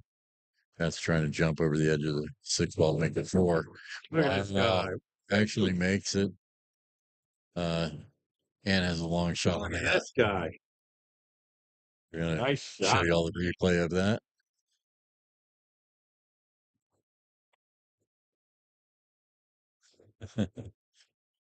So you guys want to see the replay of that? It's got a long shot on the 5, but makeable. Oh, this is it. Oh, I thought it was This is the 5. All right, Corey's got a chance here to get to 5. Let's see if he can capitalize on this miss by Pat.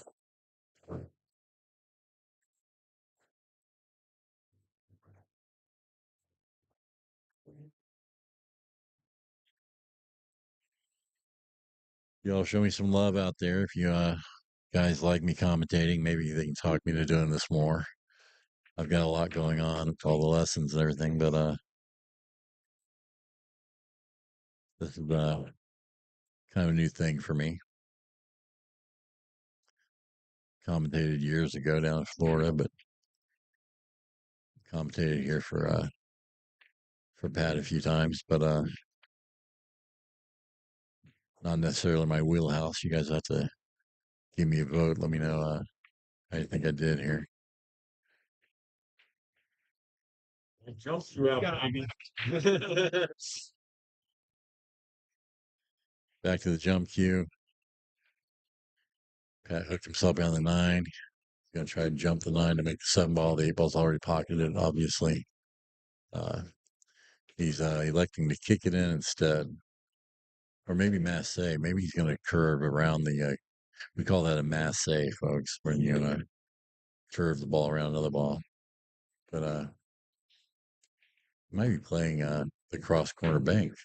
That's what he tried to do. He tried to play a one pocket shot there to play the 7 ball across one pocket, another billiard game where you have to make all your balls in one particular corner pocket. Uh, those cross corner banks come up a lot in the game of one pocket. So it was a good effort. Didn't get it to fall. Left Corey a difficult shot here on the 7. Corey plays safe. He plays it well. Hooks Pat behind the 9. This time I think Pat will go to the jump. Yeah, he is. He's going to jump the 9. Will most likely pocket the 7 ball on the side. It's not that difficult of a jump shot here. Let's see how this works out. He makes it. I'll give you all an instant replay. He missed it. Not worthy of an instant replay. Actually, we're going to hit that anyway. We're going to do the instant replay so you guys can see. Maybe you can see what went wrong there and help your own game. Instead of just showing the great shots. So we get an instant replay it would miss. Give you guys the opportunity to improve your own game by studying what took place. It was a good effort, though. The side pockets are tight. Corey decides he's going to play the 7 ball two rails down here to try to leave the 7 ball down here in this head rail. Didn't hit it hard enough.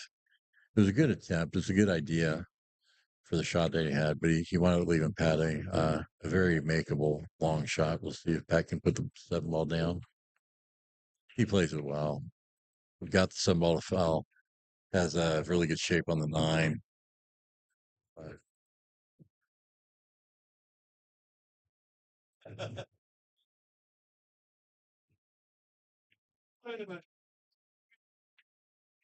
Makes the 9 ball.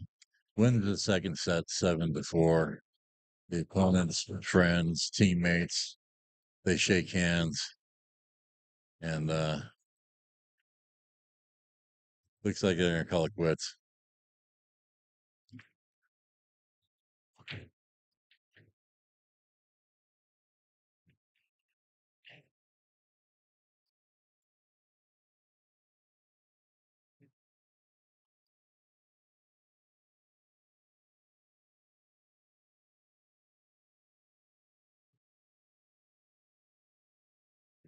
Final score straight out here for y'all.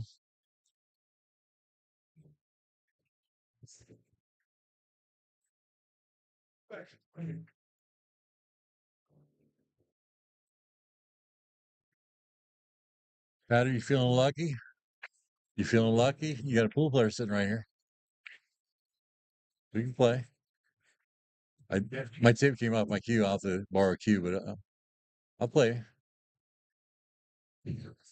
Corey, you gonna commentate?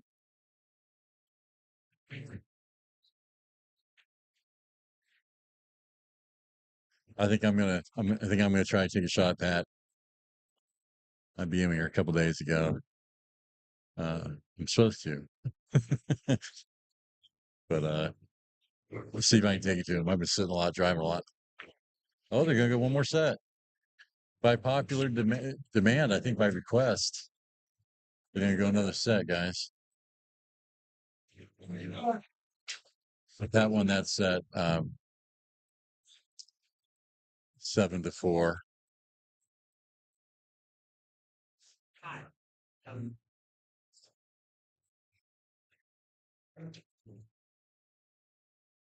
I'll be this all straightened out here.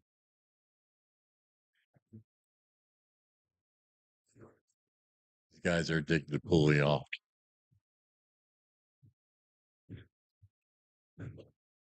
Was that a crowd request for the third set? It's in the chat request. Yeah, wait, well, If I play him, are you going to commentate? You taking off? 9 o'clock. I can't let him beat up on my boy that bad, man. I gotta.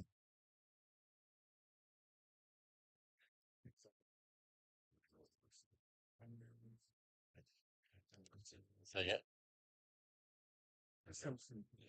Oh man, the momentum got you, and you know it's hard to push back against that. It really is. Yeah, I know, but you in a situation like that, it's making shots is hard. You know, everything's going so far against you that you kind of get stuck. And well, you played some shots fast, but yeah. But it's not your form or anything because your long shots you're making them really good and everything. It's just you're taking easy shots for granted. So, I mean, it's a tight table too. You got to figure that in. It's a very tight table. So, oh, and nobody thinks you're making excuses. Yeah, yeah. All right, so we're going to change the set Log back in. I'll to three.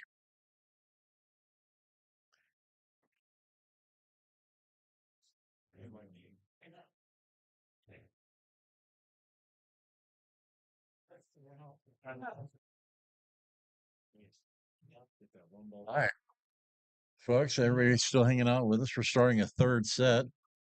Race to 7. Pat's up 2 sets, but Corey's a fighter. He doesn't want to go out with the way things have ended here. He wants to, try to pull out of this slump.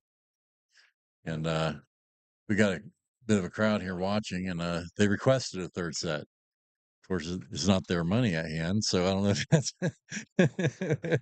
It's easy to request another set when it's not your money being lost, but yeah, Corey doesn't sweat that. He's comfortable. They're saying the chat was requesting a third set. I did not see that, so I don't know what chat. I'm watching the chat here, and I'm not. Yeah, I think these guys just wanted to watch some more pool that are here. But Corey's a great guy, a good sport, and he's like, "Hey, yeah, I'm not ready to quit. I'm gonna get to the bottom of what I've been doing wrong here and play better pool." So y'all be rooting for him.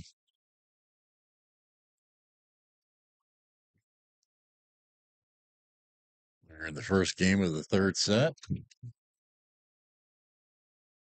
It's Pat Dixon versus Corey Shemtov.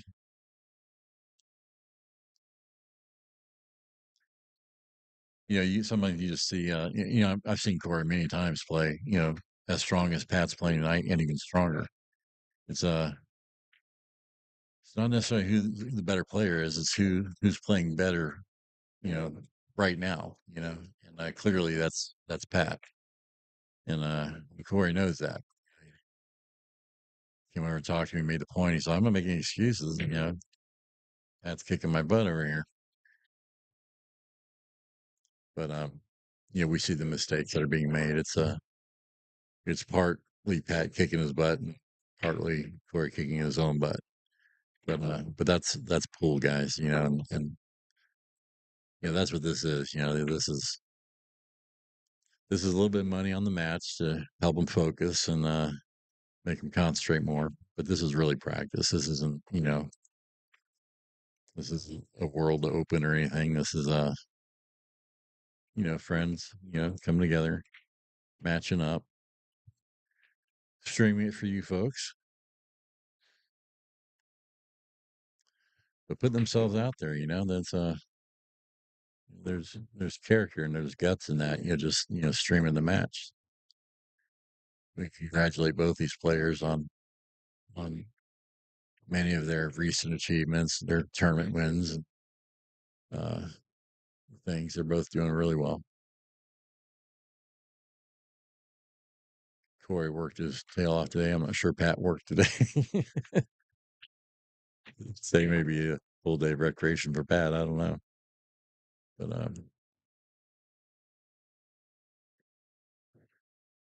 Pat doesn't show any signs of letting up here in this third set, though. Oh, there's a sign of letting up. Missed a pretty simple 9 ball there. Didn't expect him to miss.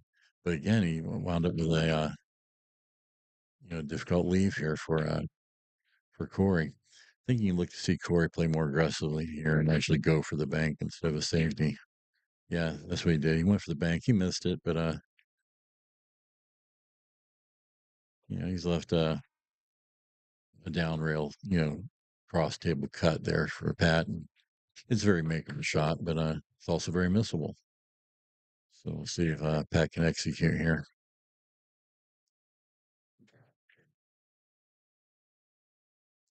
Yeah, Pat missed it. And again, left Corey a really lousy shot on the 9. So yeah, you can't blame Corey on shots like this. I mean, he's last couple of shots he's got up there to not much to work with.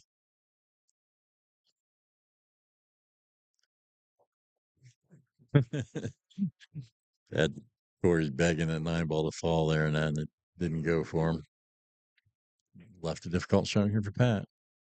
These are low percentage. I mean, these aren't giving me shots, especially on this table. I can't stress that enough, folks. This is a tight table. See what I mean? Now Corey's being more diligent. You see how he's coming over here and he's looking at the pocket line and then going over and lining up on the shot line to pull the trigger. He's not just going straight to the shot line. He's coming over the pocket line and getting a good aim point first. So that's how you're supposed to do it. And he executed that well. See, Corey, Corey's not out of this, guys. He just, all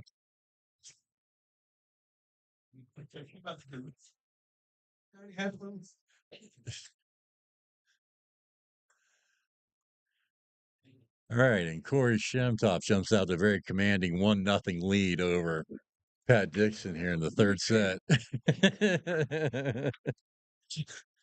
You never know. This could be shift of momentum here. They're having fun, guys. Hope you guys are having fun joining us and watching us tonight. It's great having y'all with us. Yeah, feel free to comment, participate. This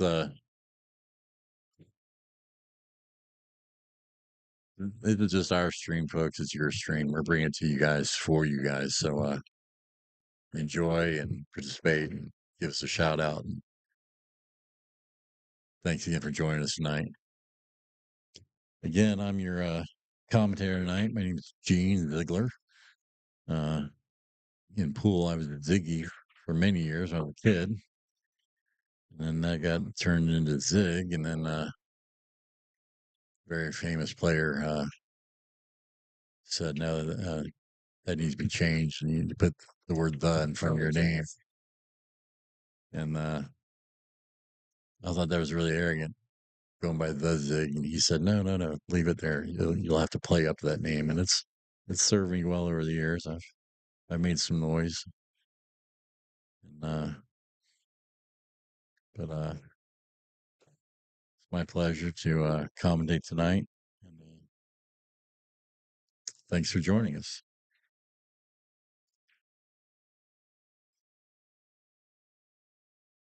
Again, we're in the third set here. Race to 7. Corey leading Pat Dixon. Corey Shemtov. He's got his jump cue out. He's left himself a little bit of bad shot there on the ball and didn't have a straight path to hit it, but he made a good, successful jump shot, made a good hit in contact, legal hit. And he's left a difficult, maybe a 2 to 3 ball combination or maybe a 2-ball safety here. See what Pat decides to play. Looks like he was trying to play some kind of safe there and didn't quite execute it well. And he's left he's left Corey a cut on the 2 in the corner. Again, these cuts like this, folks, you get just a little bit of the object ball with the cue ball, so you're sending the cue ball loose on a lot of these. So sometimes it's better to do this right here, like Corey just played him safe instead of going for the cut and send the cue ball loose. It's not always about trying to win. It's about more about keeping control of the table and control of the game. And I think Corey made a very smart decision there. Pat had to masse, as we discussed earlier, curving around the three ball there to make it legal in the two. He's hoping to make it in the side there. Didn't make it. Made a good hit. Left Corey this long cut backward and cut down the rail. Corey executed it well. And he's got a good shot on the three. A little bit of a long shot, but we're seeing his form is on his alignment. He's trusting it, executing well on those long shots. Looks like Corey's had enough. He's been trying to widen this lead.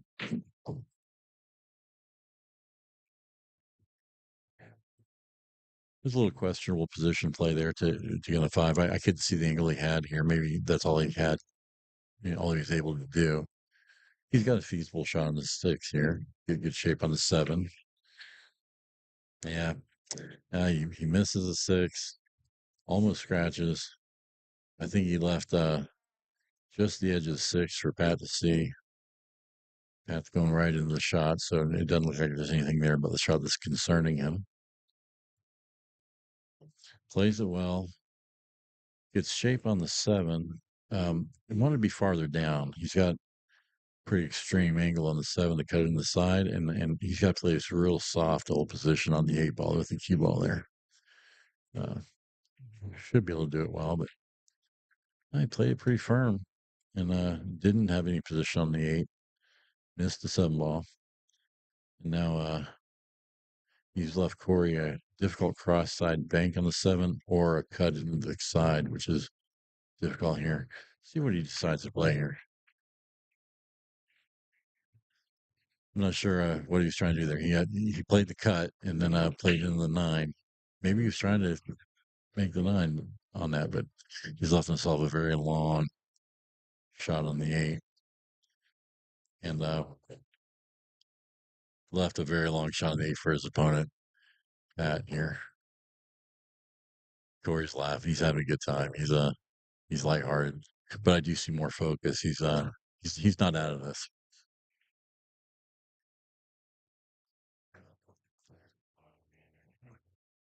Pat makes a good shot on the eight, gets it to fall, leaves himself a little bit of a difficult cut on the nine, but it's makeable. It's awful tight pocket, so you got to play this clean. I mean, you're barely contacting the nine ball. You got to have enough speed to get it over there. So these are very easily missable, and yeah, that's what he did. I can't stress how tight this table is, folks. Can't stress it. It's almost like playing on a snooker table, where you're not running balls down the rail, you're positioning balls out in front of the pocket so you're firing straight in. So Pat turns that over and Corey comes out on top for a 2-0 lead in set three. Seeing a little shift in the momentum here. We'll see if Corey can hang on to that. We've got Corey Shemtov in set three, leading Pat Dixon 2-0.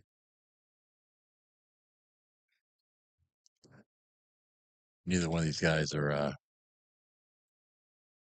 giving up by any means.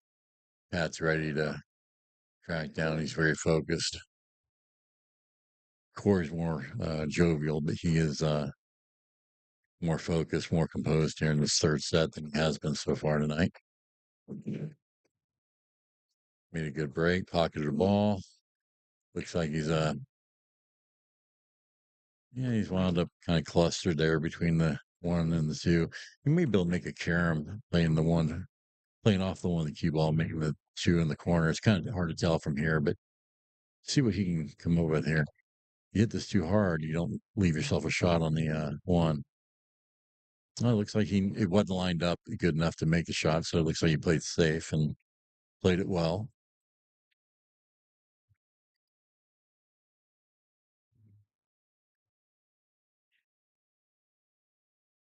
That's evaluating the situation. Looks like he's going to kick at this, make a good hit, try to put some space between the cue ball and the one.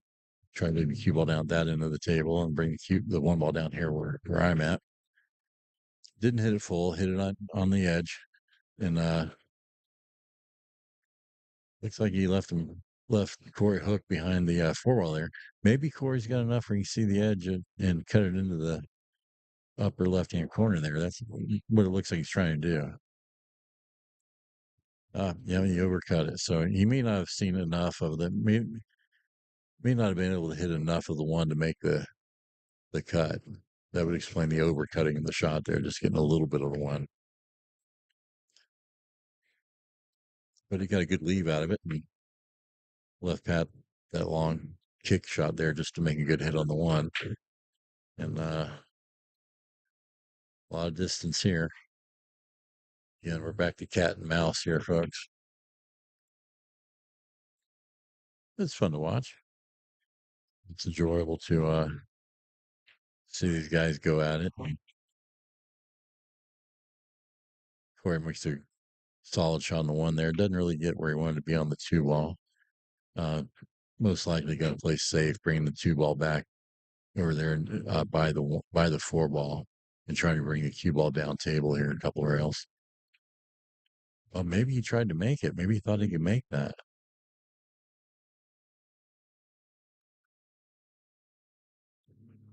That ball could be cut in and look like it could be cut in. Yeah. Yeah. Yeah. Corey says that ball could have been cut in. Extra. Yeah. Would have a speed. From here, could tell if you were going to be able to cut it in. It's tough.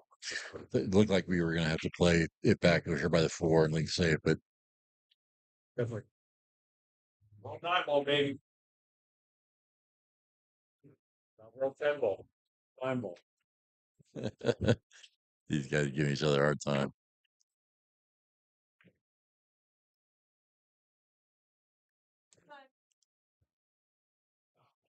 That makes a nice rail shot cut there on the four. Has a long cut shot on the five. Looks like he's going to play the backward angled cut to this bottom left corner. See if he can execute the shot.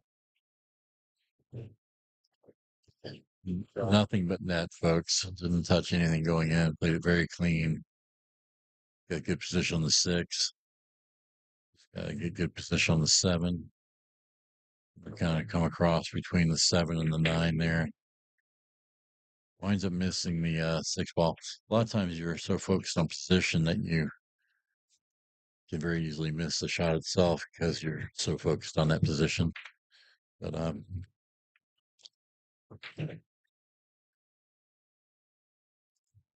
Corey makes the six.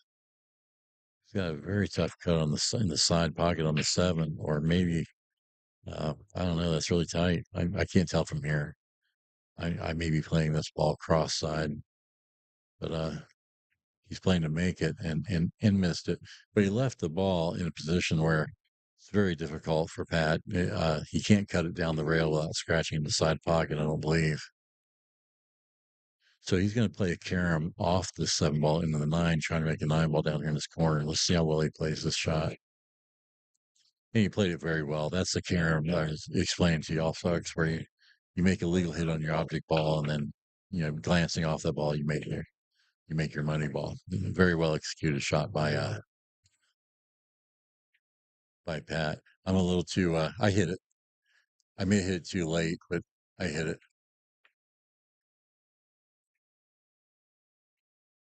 I don't know if I got that replay for you guys or not. I apologize if I missed it, but like I said, I'm not very efficient with this equipment here.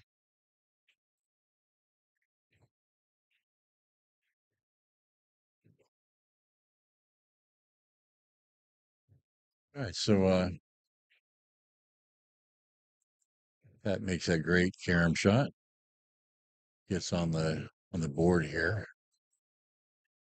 in set number 3.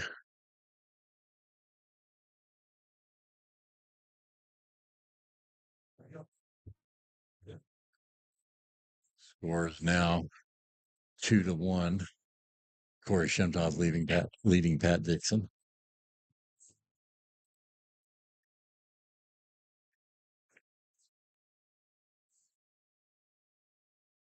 Pat scratches on the break. Giving Corey ball in hand here. Corey studies the rack, the layout of the table, trying to figure out the pathway here for his run out.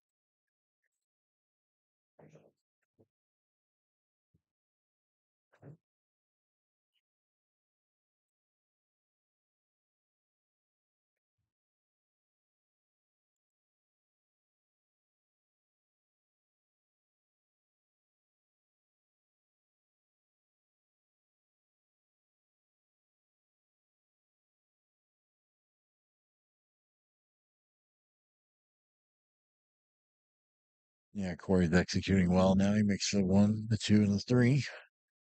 A good position on the 4. It's a very runnable rack. Oh, he could hit that harder. Didn't didn't play it hard enough to get around to get a good shot on the 5. That's why on a shot like that, I'm playing to come between the 5 and the 8 position, just so I don't risk getting hit behind the 8-9 like Corey just did. But something we'll be working on. And gives the ball in hand.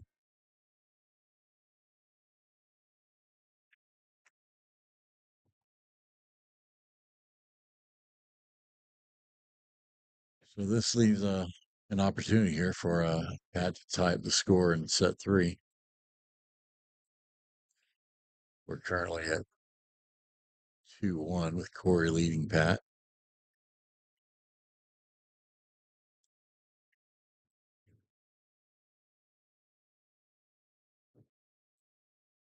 I want to thank you all for joining us again tonight here. Again, we're coming at you live from Rackham Billiards in Matthews, North Carolina, on the outskirts here of Charlotte. Great pool room.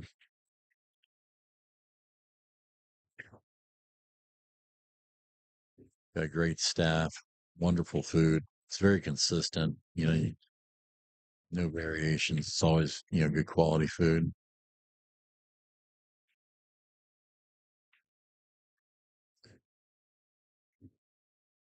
That's proceeding to run up this rack here.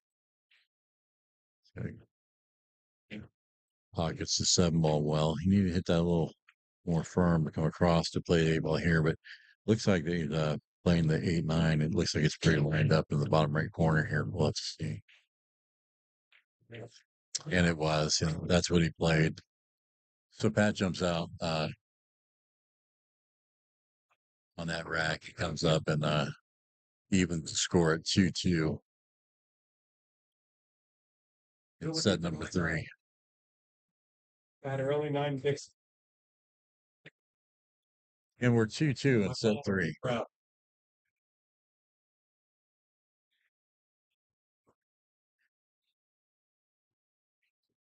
While Pat racks, we want to take a moment again here and thank our sponsors, Portico, licensed general contractors. Do a lot of remodels, a lot of builds, do terrific work. Also, Magnolia Coffee, 25% of sales donated to cancer research funds. It's great coffee, and they're putting money to a good cause, so support them. Right now, they've got a great deal, 15% off Monday with the code Friday Night Fights. Take advantage of that deal. It's really good coffee. They're sending money to a good cause, so I thank our sponsors. Again, I'm one. I'd like to improve your pool game. Give me a call. Gene the Zig Ziglar will help you find that skipped or flawed fundamental that's creating a ceiling in your game, keeping you from progressing. We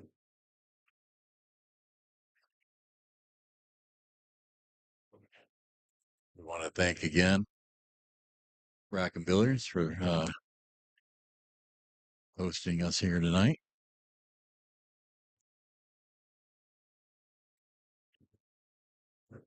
Again, we're in set 3. Race is to 7. Pat Dixon won the first 2 sets pretty dominantly. Corey kind of wasn't in stroke yet. Corey seems to be coming alive now, pocketing the balls much better. Got his confidence back. But we're 2-2 here in set 3 of this race to 7.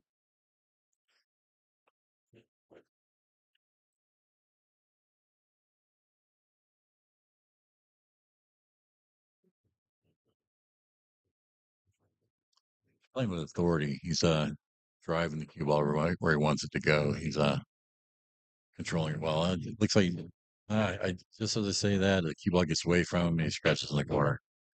Up until then, though, he was Like the real draw. power. Yeah, we've talked about it. That's right. You're controlling the cue ball well up to there, though. You know, you're you're manhandling cue ball around, very dominantly there. So I wouldn't change what you're doing. Just try to stay away from the draw stuff. Use that tangent line for position. But he turned over the rack there to Pat. And like I said, in everything in life and in civilization, the oppressor always rises up and takes over. The oppressed always rises up and takes over the oppressor. So that's kind of they're more motivated. The guy who's out in front is kind of comfortable. They kind of lose a little motivation. The guy trying to catch up, he's highly motivated. So that's why you get these swings and these shifts sometimes. So as you're developing consistency, this is going to happen.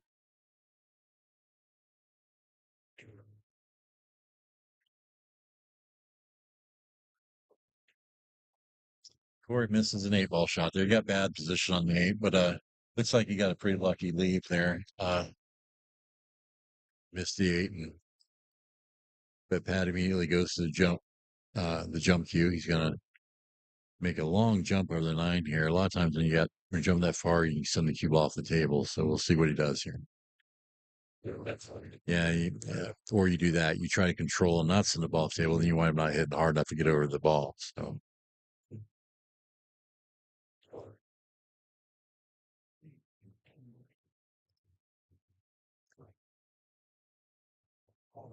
turned over, gave ball in hand to Corey. Just a couple balls here. Corey overdrew that, excuse me, a little bit, but should pocket this 9-ball. Again, guys, this is a lesson tonight for all you guys watching that strong players, they much prefer to follow the ball for position instead of draw for position because it's so difficult to control how much you're stroking the ball, and how much spin you're transferring.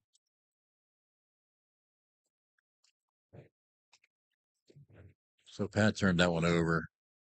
Corey was able to get that game. Being back out in front, 3-2 against Pat Dixon here in this third set of race to 7.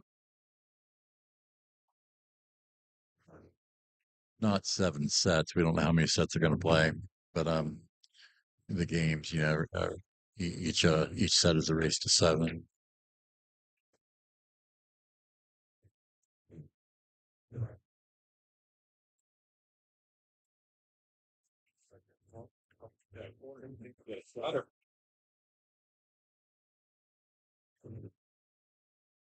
Yeah.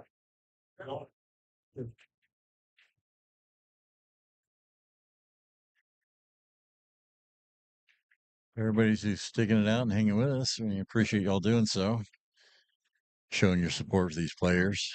Feel free to participate here in the comments on the live stream and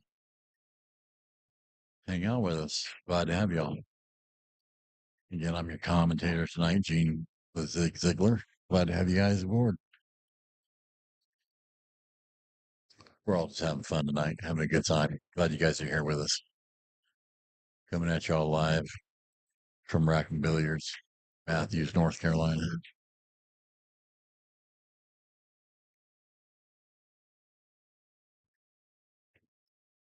A lot of good things happening in North Carolina pool. We got a lot of good, uh, tours going on. A lot of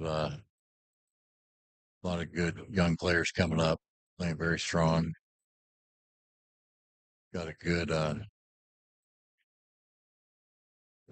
a good billiard family, growing here in the Charlotte area, particularly.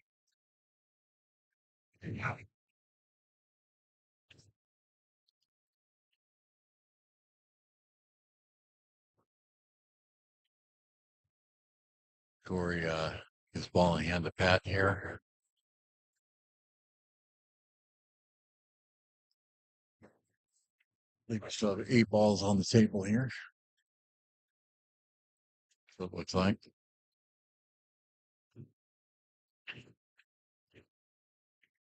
Pat's going to play the 1-2 combination.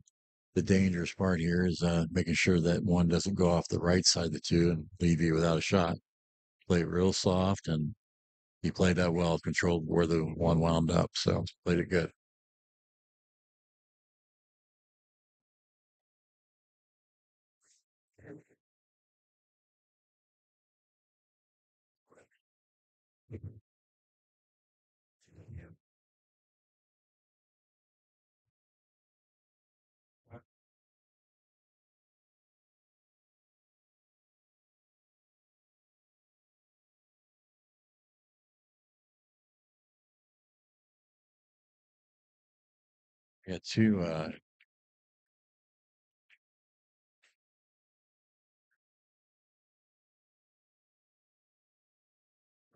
Got two computers here. One seems to be showing something different than the other one. Is there that much of a delay? It's just a slight delay. Okay. But we're still rocking and rolling. Okay. Want to check our equipment here, make sure we're good. We've got quite a delay in play here. In the stream, there's a little bit of a delay.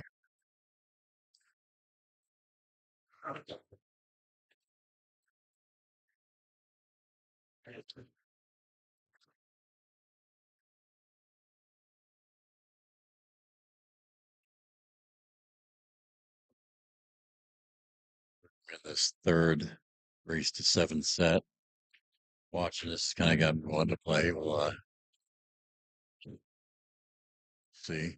I've ordered some new cues. 2 of them were delivered to the house today while I was out of state celebrating birthdays with family. My tip came off of my Q-Tech Synergy shaft I'm currently playing with a couple days ago here. So if I match up tonight, I'll borrow a cue for one of these guys. Beat them with their own cue if I can, right?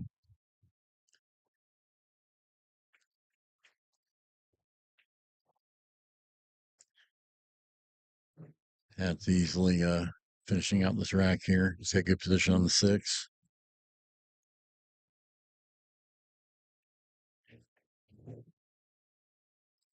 Follow, go 2 rails out to the kitchen area, what we call the kitchen middle area of the table for the 8. You want an angle. That angle helps them control the cue ball, bring it back down to this bottom rail area. Um, on this shot here, folks, you'll see some people scratch down here in this bottom left corner. The way you don't scratch is you don't hit it hard enough to get down there to scratch. Pat chose a little bit of a risky path there. He decided to draw out to the left rail, and you notice it was pretty close to the side pocket. You should be able to cut that 9 ball in and come straight down table to the rail without using the side rail and risking scratching in the side. But he elected to do it that way. He got away with it. We got some ball game, guys. That's what we wanted, right? Gary. Holding. We're The sponsors. I haven't.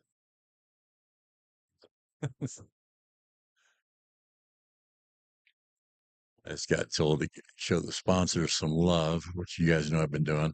I guess they're taking intermission. I need a rest or break. Left me some marching orders to praise our sponsors.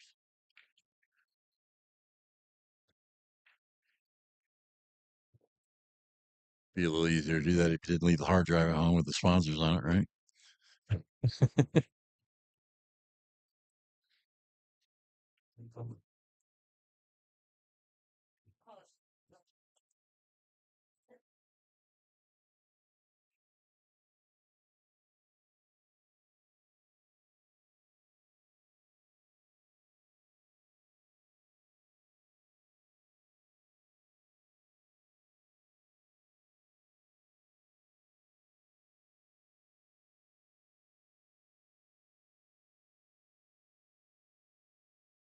We're gonna follow the orders here since Pat's running the show here tonight.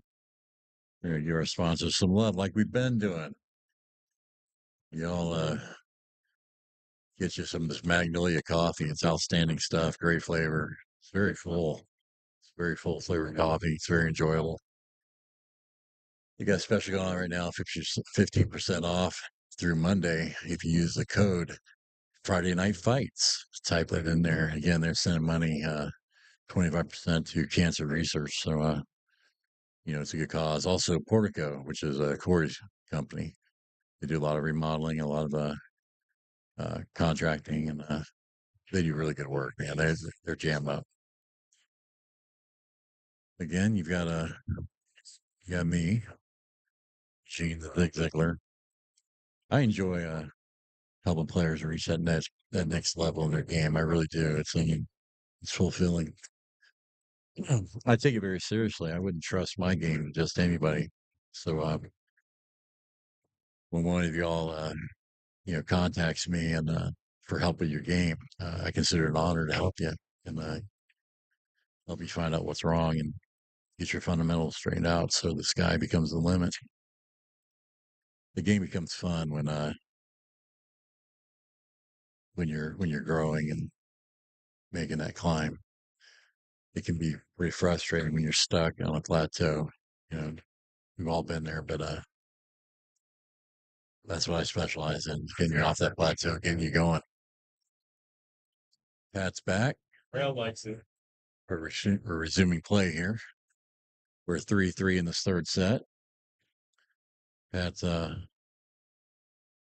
trying to kick and hit the one here, which he misses, giving Corey ball in hand. Corey played a nice safety there and earned that.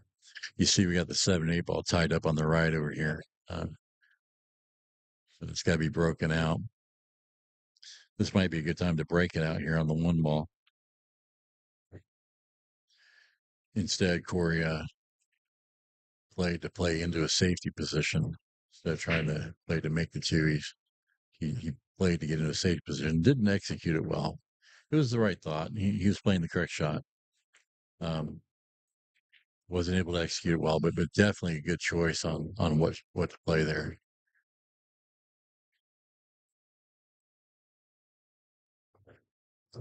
Left those balls pretty tied up, so even if Pat gets to it, on the 5, if he gets good shape on the 5, he kind of got natural position to break the 7-8 apart there. He could draw off the 5 into the 8 ball and cause a separation between the 7-8 on his way to the 6, but doesn't look like we're going to get there. He opted to play safe on the 3 because he got a bad leave on it. Left Corey a jump shot. Corey's going to break out the jump cue. Going to take flight. He's demonstrating it for you folks there at the house, holding the jump cue up to the camera there. Y'all can see we're having fun tonight. A good time.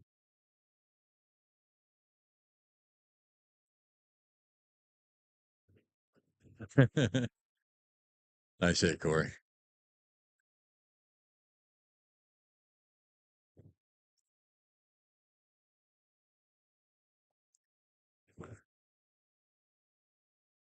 For those of you who don't know, Corey and I are going to be flying out at the end of February here to Las Vegas, Nevada. We're going to be competing in the BCA 8-ball team world competition championships. Um,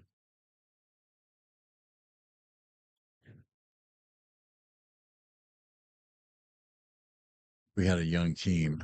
We did really good. This is our first time playing as a team. We did really good. We came in third, but the team that came in first, they played really well. They're a team out of South Carolina. Um, the captain of their team has been one of my students, and they had four team members, and they were informed that to compete out there, they have to have five. You had to have competed, uh, qualified to play by being, in the league and so forth. And I was honored to be asked by them to join their team and go to Vegas to compete with them for that title. And they asked me to pick an alternate player. Um,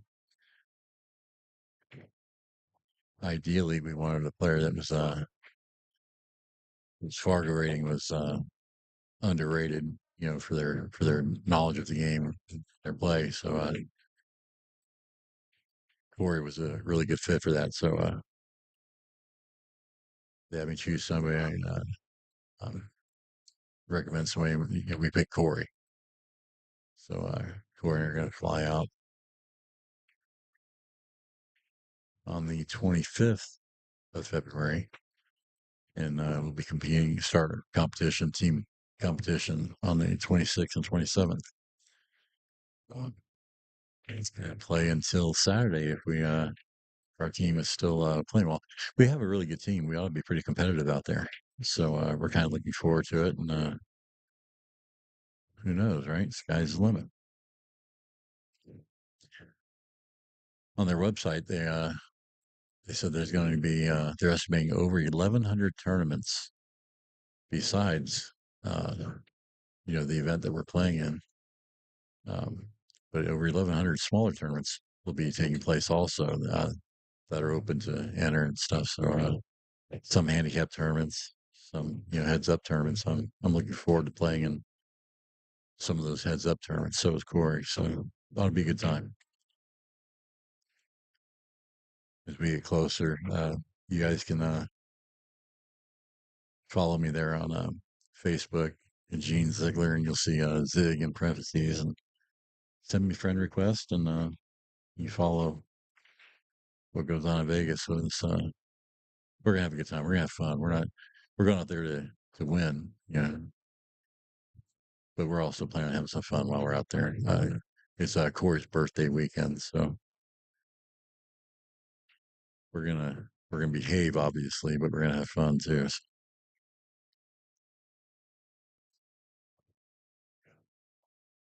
got a little cat and mouse game going on here. 3-3, set number 3, race to 7, 9 ball.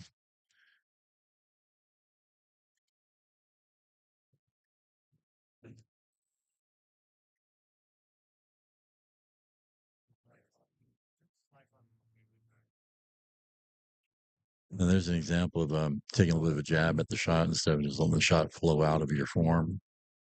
Um, you see how well Corey's been pocketing those long straight in shots. Um, that one didn't go very well for him. And, there's a different stroke. He kind of jabbed at it. If you've ever been involved in shooting sports, firearms, it's kind of like squeezing the trigger versus pulling the trigger. You want to be accurate. You want to squeeze the trigger, and it's kind of the same way with pool. You don't want to pull the trigger. You want to kind of squeeze it. You're really, just as an analogy, use that to help explain. But you're really a better description is you're letting the shot flow out of you and out of your correct form instead of trying to force the ball in the pocket. You're just kind of trying to take your head out of the shot completely and just let your muscle memory execute the shot. Your body knows what to do. You don't need to steer it.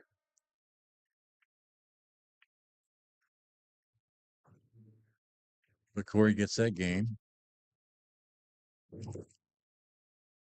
That puts him out in front, 4-3 over Pat Dixon in this third set of race to 7.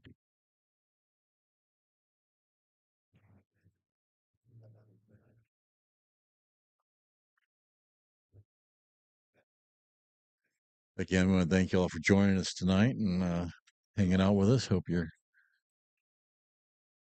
enjoying the stream.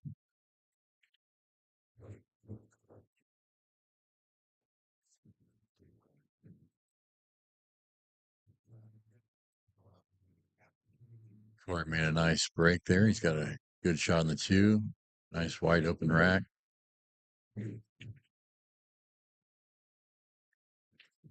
Played that well. Controlled the speed. A good cut shot here in the 3.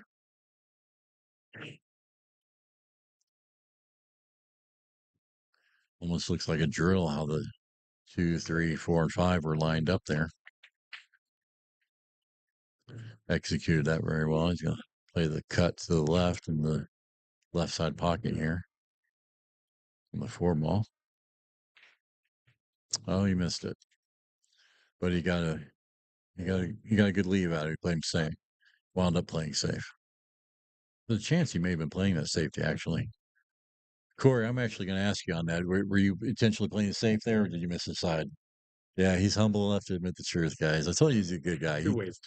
It's a two-way shot. There you go. But he confessed he was trying to make the cut there and wound up getting safe. So Pat misses it and gives Corey ball in hand with 5 balls left on the table. He's playing more confidently now, controlling cue ball better. So I look for him to finish this rack out.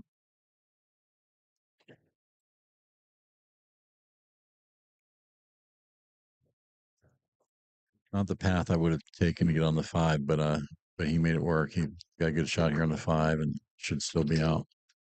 A little bit of a risky path, but he got away with it. Notice how he's using the bridge, guys, instead of stretching out and using that bridge. You guys got to get really good with your bridge because all these players are using the extension on the back of the cues now, and that causes you to have a long bridge, and you're inaccurate. You keep that bridge hand,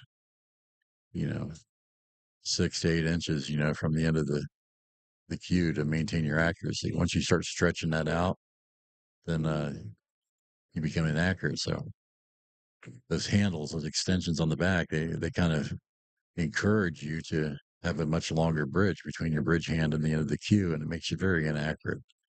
So you see any of my students, you're going to see that they're good at playing with the bridge. They don't use an extension handle very often, and they try to keep that short. Now you see Pat's stroke here. You see his bridge distance is a little bit longer than Corey's, and he's still accurate. We've had to develop that with him because Pat's got quite the wingspan. He's very comfortable being really low on the cue. So if you're that low on the cue, one of these players is playing with his chin on the cue, and you've only got a 6 to 8 inch stroke, from your bridge to the end of the cue stick, then you can't see the end of the cue stick with your chin down on the cue. So you got to come back just a little bit. But if you come back too far, again, you lose accuracy. So Pat's very comfortable. We got him where he needs to be there with that distance, and that's why things are working out so well for him in the game. And he's really climbing the ladder here in the Charlotte area as far as an up and coming threat. Everybody knows he's coming. So y'all keep your eye on Pat. We're all going to be seeing very strong play out of him in the future. Pat takes that game.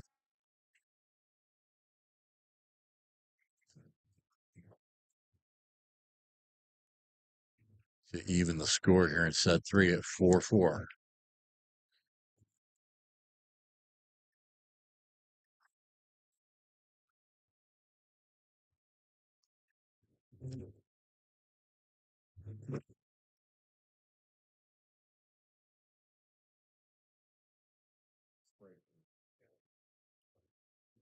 Hit those balls solidly. Pocketed ball in the break. He's got a shot on the 1.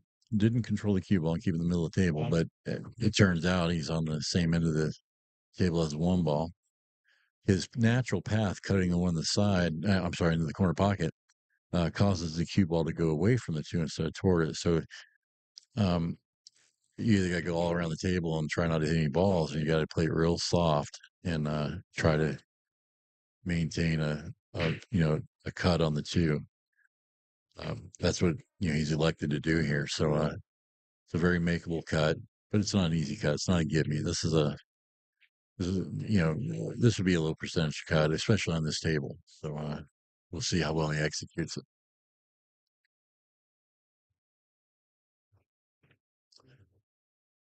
Yeah. See, again, a low percent shot, but the best he could with what he had to work with. He didn't wind up there on the one, on his own. That's where he was after the break, and kind of can't help it that his path is taking away from the two ball.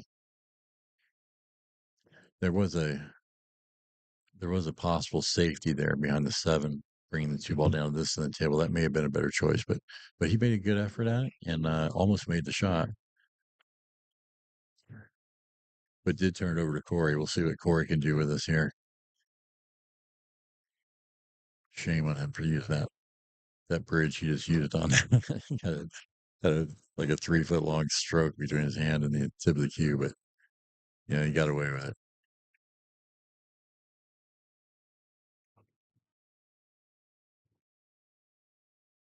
And it looks like he's almost accidentally knocked him the floor.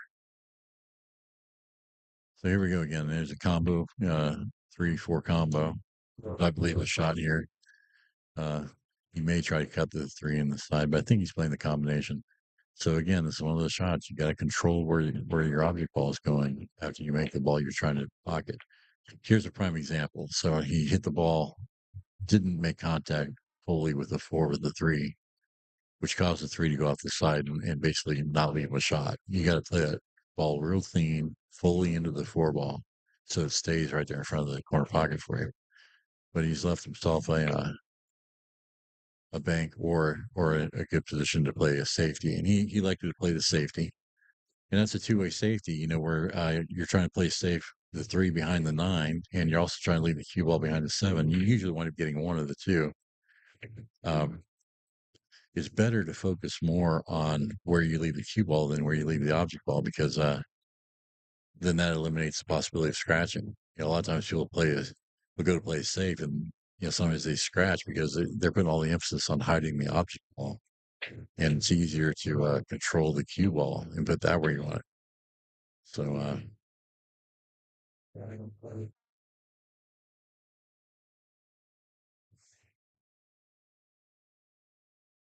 that's got a bit of a difficult shot on the five on the three ball here. Excuse me. I'm not sure how much of the three he can see from this angle. Yeah, not enough to hit it full enough to pocket it. So he's left Corey, you know, cross corner bank here. Or will he play safe? He may play safe. That's what he does. He plays safe, plays it well, leaves Pat behind the nine ball. Corey's here to play, guys. Corey's here to play. Pat's playing a mass say around the edge of the nine to make a good legal hit on the three.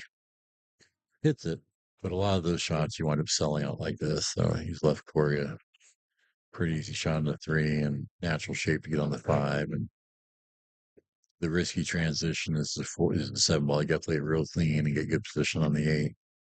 Whenever the ball's close to the rail like that on these tight tables, you got to play it real clean. So the seven ball is obviously the most difficult transition.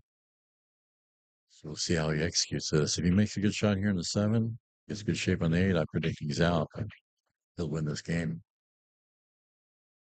If he wins this game, he'll be the first one to five. So it'd be 5-4. And I would have to predict that where would go on to win the set from that position.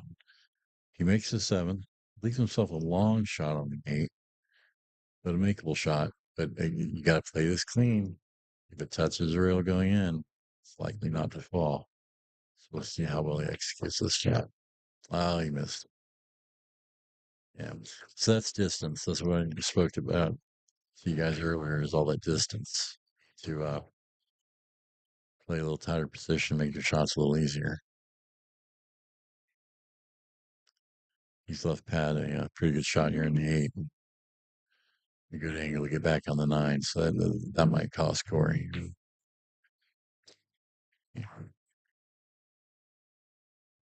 Pat easily pockets the 8. Got a little angle on the 9, but he should be able to handle this no problem.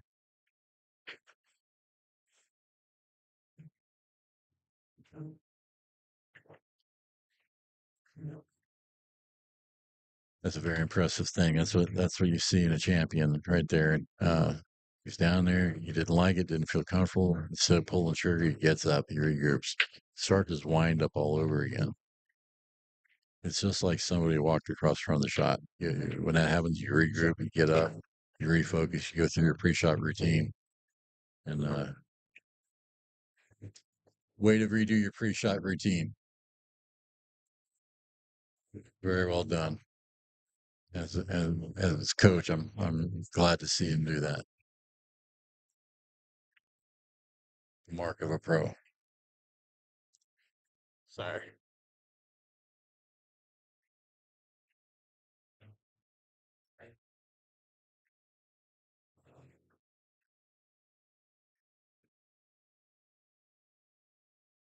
We've all just gone ahead and pulled the trigger when we didn't feel comfortable, and we should have gotten up. So that's something you mature into, and you you stop doing once you get serious.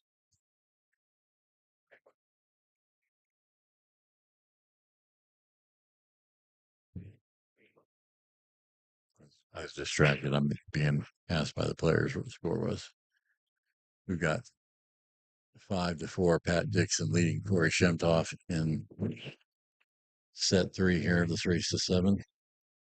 Coming to y'all live from Rackham Billiards in Matthews, North Carolina. Y'all come out and join us. Reach out, say hello in the stream. Follow along. This is being done and put out there for you guys by Dead Stroke Media Productions. That's Pat's company.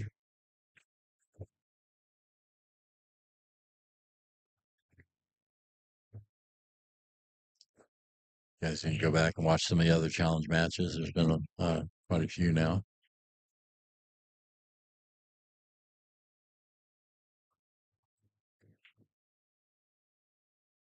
That made a good break.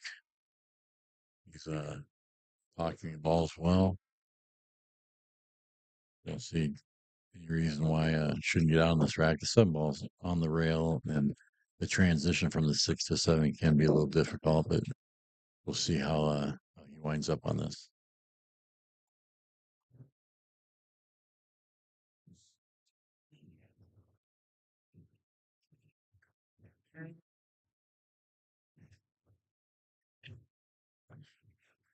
Oh, he looks like he followed the 6 forward a little bit and got hooked by what we call the it's commonly referred to as the tit, folks. The tit of the pocket there sticks out. Looks like he's hooked behind that edge there. Now he's got a mass save just to make a legal hit on the 7. So it's a situation like this. Typically, it's pretty well, he's kind of done. It's very likely this game will go to Corey.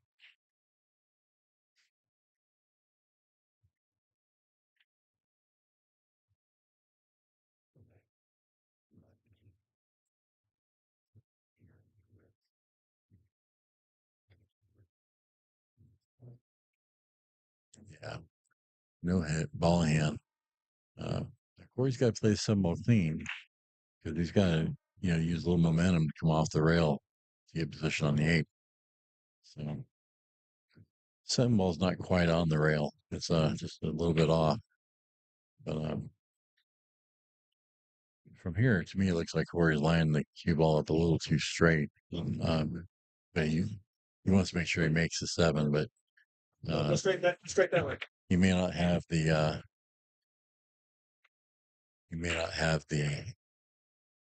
good enough angle to come out, really good for the 8. Let's see how he does it. If he follows it for position, that's one way. and he knows this is a difficult situation. He knows he's got to play this clean. Yeah, he kind of stabbed to that, played it too fast, kind of just sold out. That's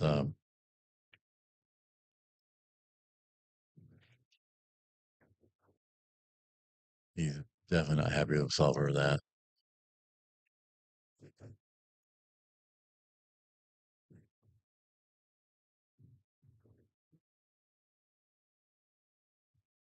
He's let Pat back at the table. Pat made a 7. Got a long shot in the 80s on the rail. Got good form though. He misses 8. Leaves Corey a shot, a cut into that side pocket. But even at that angle, that's a tight pocket. So you got to make sure you play this clean. Yeah. See, they're not gimmies. On the tight table like this, they're not gimmies. Both players a little frustrated themselves right now. Pat for his miss, Corey for his.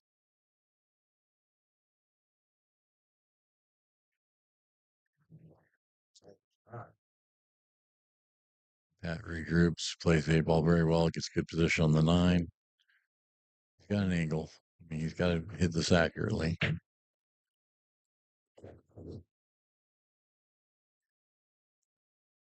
And he converts and makes a 9.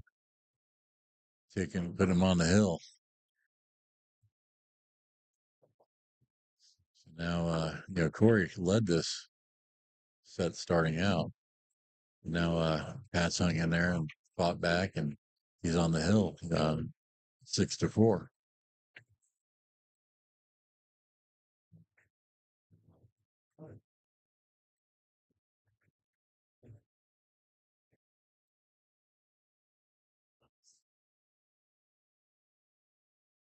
Yeah, it's got to have Corey a little frustrating. You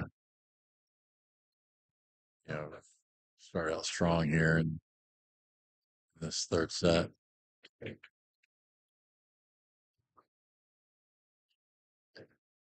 think he was ready to call it quits for the night after the second set, but then the crowd here was didn't let him do it. One more set, one more set.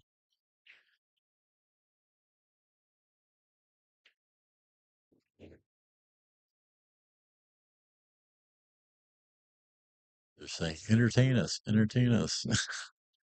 We know it's your money you'll be losing if you lose, but entertain us. It's brutal. I just tell it like it is, folks. I think y'all know who I am. You guys know what I'm about. I'm not gonna. I don't pull punches. Tell you how it is. Pretty funny though. And Corey's not sweating it. Yeah, I don't know what the wager is here on the match tonight, but it's not gonna be anything that Corey's gonna worry about.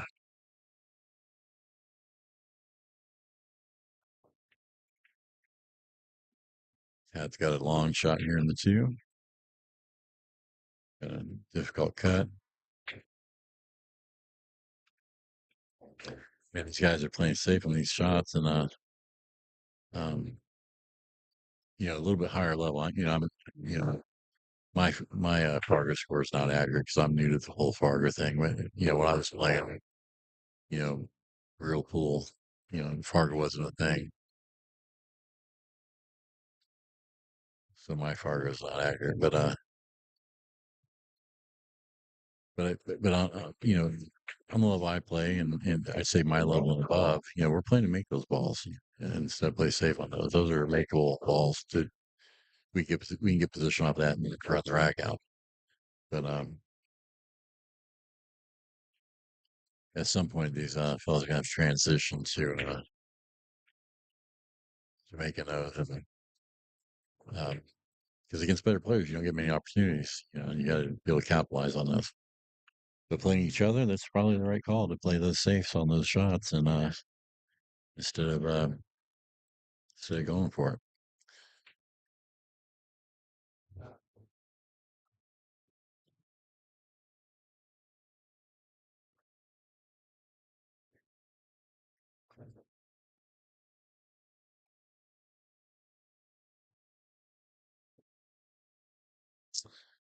was a good shot by Pat, but again, set the cue ball loose and wound up scratching down here in the bottom right hand corner, giving Corey ball a hand the six.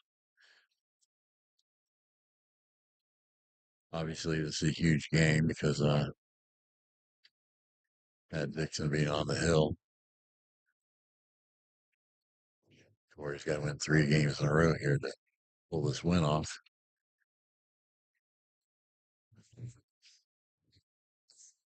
Played that very well. Correct angle, good speed. Come over here. There you go. Come over here and look at the pocket line and then go over to the shot line, line up and shoot. Makes a world of difference. He's able to play that with force and speed. Didn't need to hit that hard because he didn't really have to travel very far with the cue ball. So he should have played that about a fourth of the speed that he hit that with. A little bottom left to play the 9 ball down here in this bottom left corner, but you know, he made it work and got out. So more power to him. Narrows Pat's lead to 1 game. One of the 3 games that Corey needs to win. So now Pat leads Corey 6 games to 5.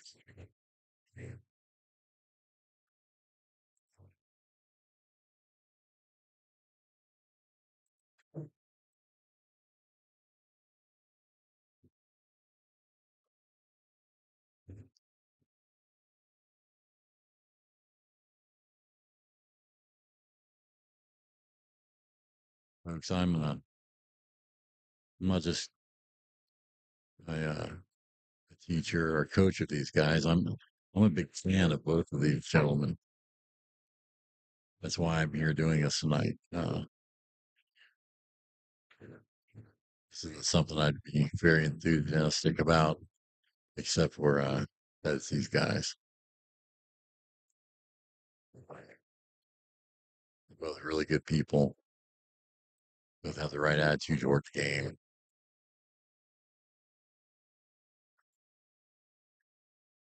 I want to support players like that.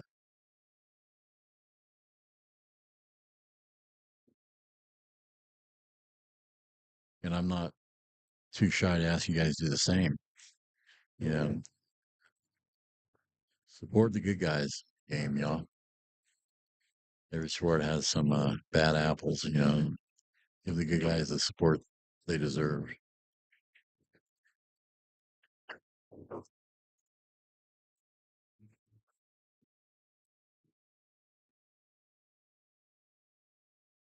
That's playing the 4-8 combination here.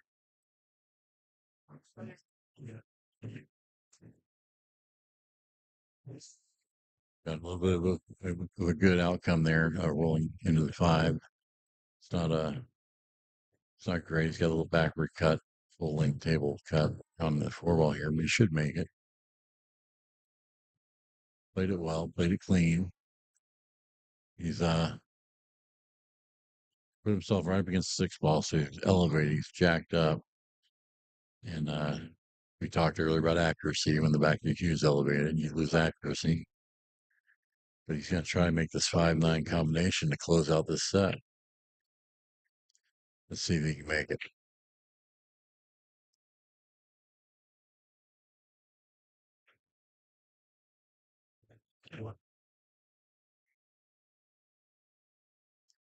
Yeah, as I said earlier, folks, no combination should ever be considered being an easy shot unless the ball that you're trying to make is hung in the pocket, and then you just rolling your object ball into it. Those are pretty can be considered to be easy. Like we talked about, you got to control where your object ball winds up, But unless the ball's hung up, no no combination should be considered easy. There's an interesting aspect to combinations and bank shots.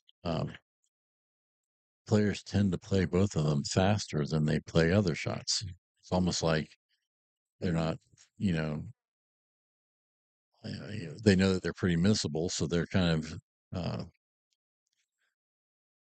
don't know. There's kind of fire out of them a lot of times, and they really need more concentration. The players tend to kind of, on the amateur level, players kind of tend to fire at banks and combinations, and you know they kind of accept that it may go or may not. And that kind of leave some of it to fate. Where you'll see a pro caliber player, they don't do that. They'll pay more attention, take more time on combinations and on banks.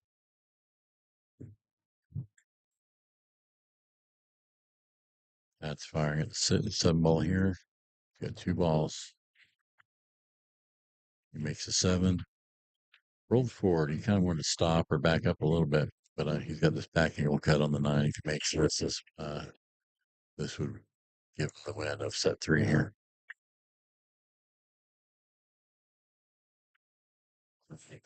And he makes it. He puts it down.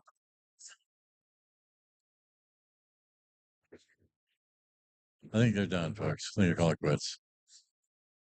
Yeah. It's cool. I'm tired, but these guys got me want to play, so maybe Pat will want to match up here.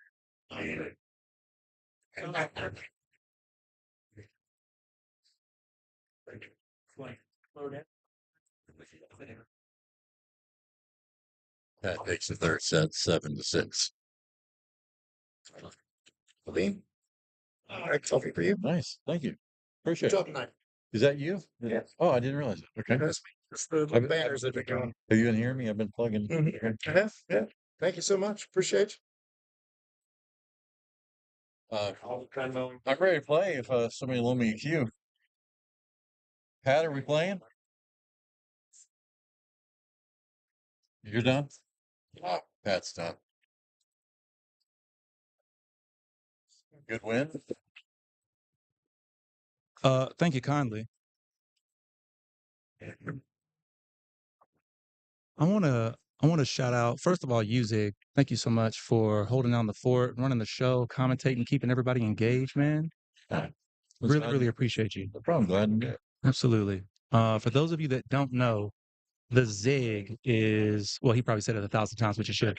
The Zig is Corey and I's pool coach. Yeah, So you see, he obviously gives Pat the better lesson than he gives me, which is obviously after a nice ass whooping.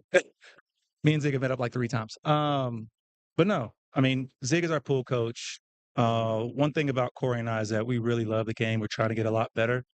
And I hope that we give you guys a good show. Shout out to Corey. Started off kind of rough, but started to gain a little bit of momentum as he got to that third set, which was nice to see. Yeah, he really did. He wasn't out of it. No. He wasn't out of it.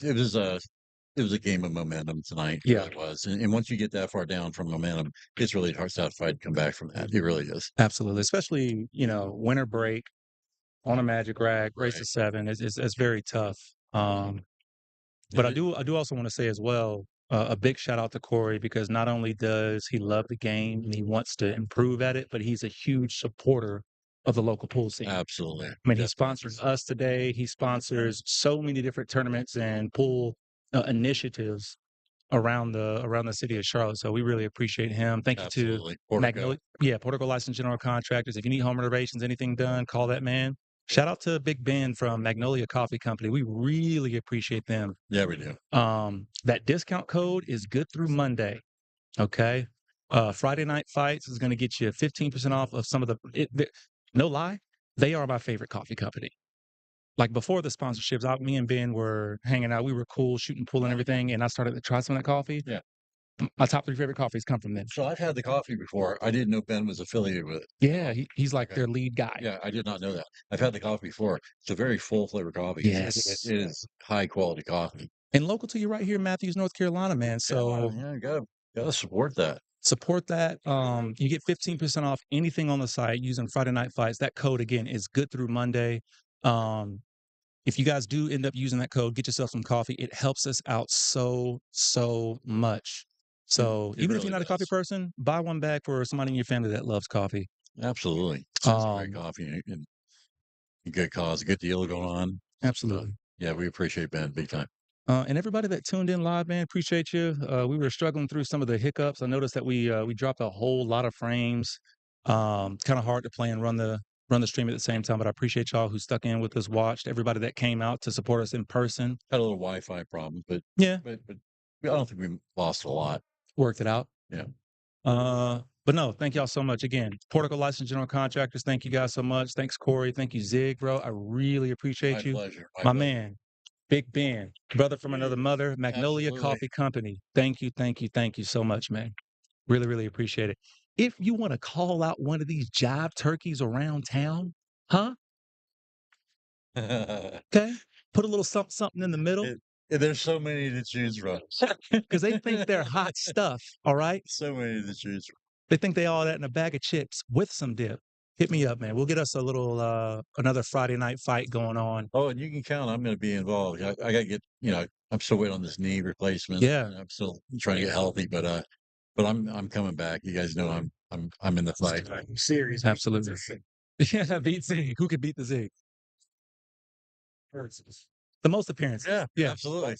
Yeah. Well, that's going to work out that way. Zig, any last words, my man? No, I hope I was able to contribute a little bit of knowledge, not just commentary, but a little bit of insight into some things that go right, things that go wrong. And I enjoyed it. Thanks for having me. And we've got a good following out there. We've got good people, following the stream and commenting and stuff. We just got such a great crowd of pool players in the Charlotte area, and also it's no man, my pleasure. And thanks for having me. Absolutely. Thank you. One last shout out to our host, Rackham Billiards here in Matthews, North Carolina. We appreciate you guys allowing us to do this stream here. Restaurant quality food. Restaurant quality food, great tables, even better staff, amazing drinks, great prices. Come on down to Rackham in Matthews, North Carolina. Outside of that, thank y'all again so much, man. We'll see y'all next time. Good job, boys. Yeah. So much. Really, really appreciate you, bro. All I have.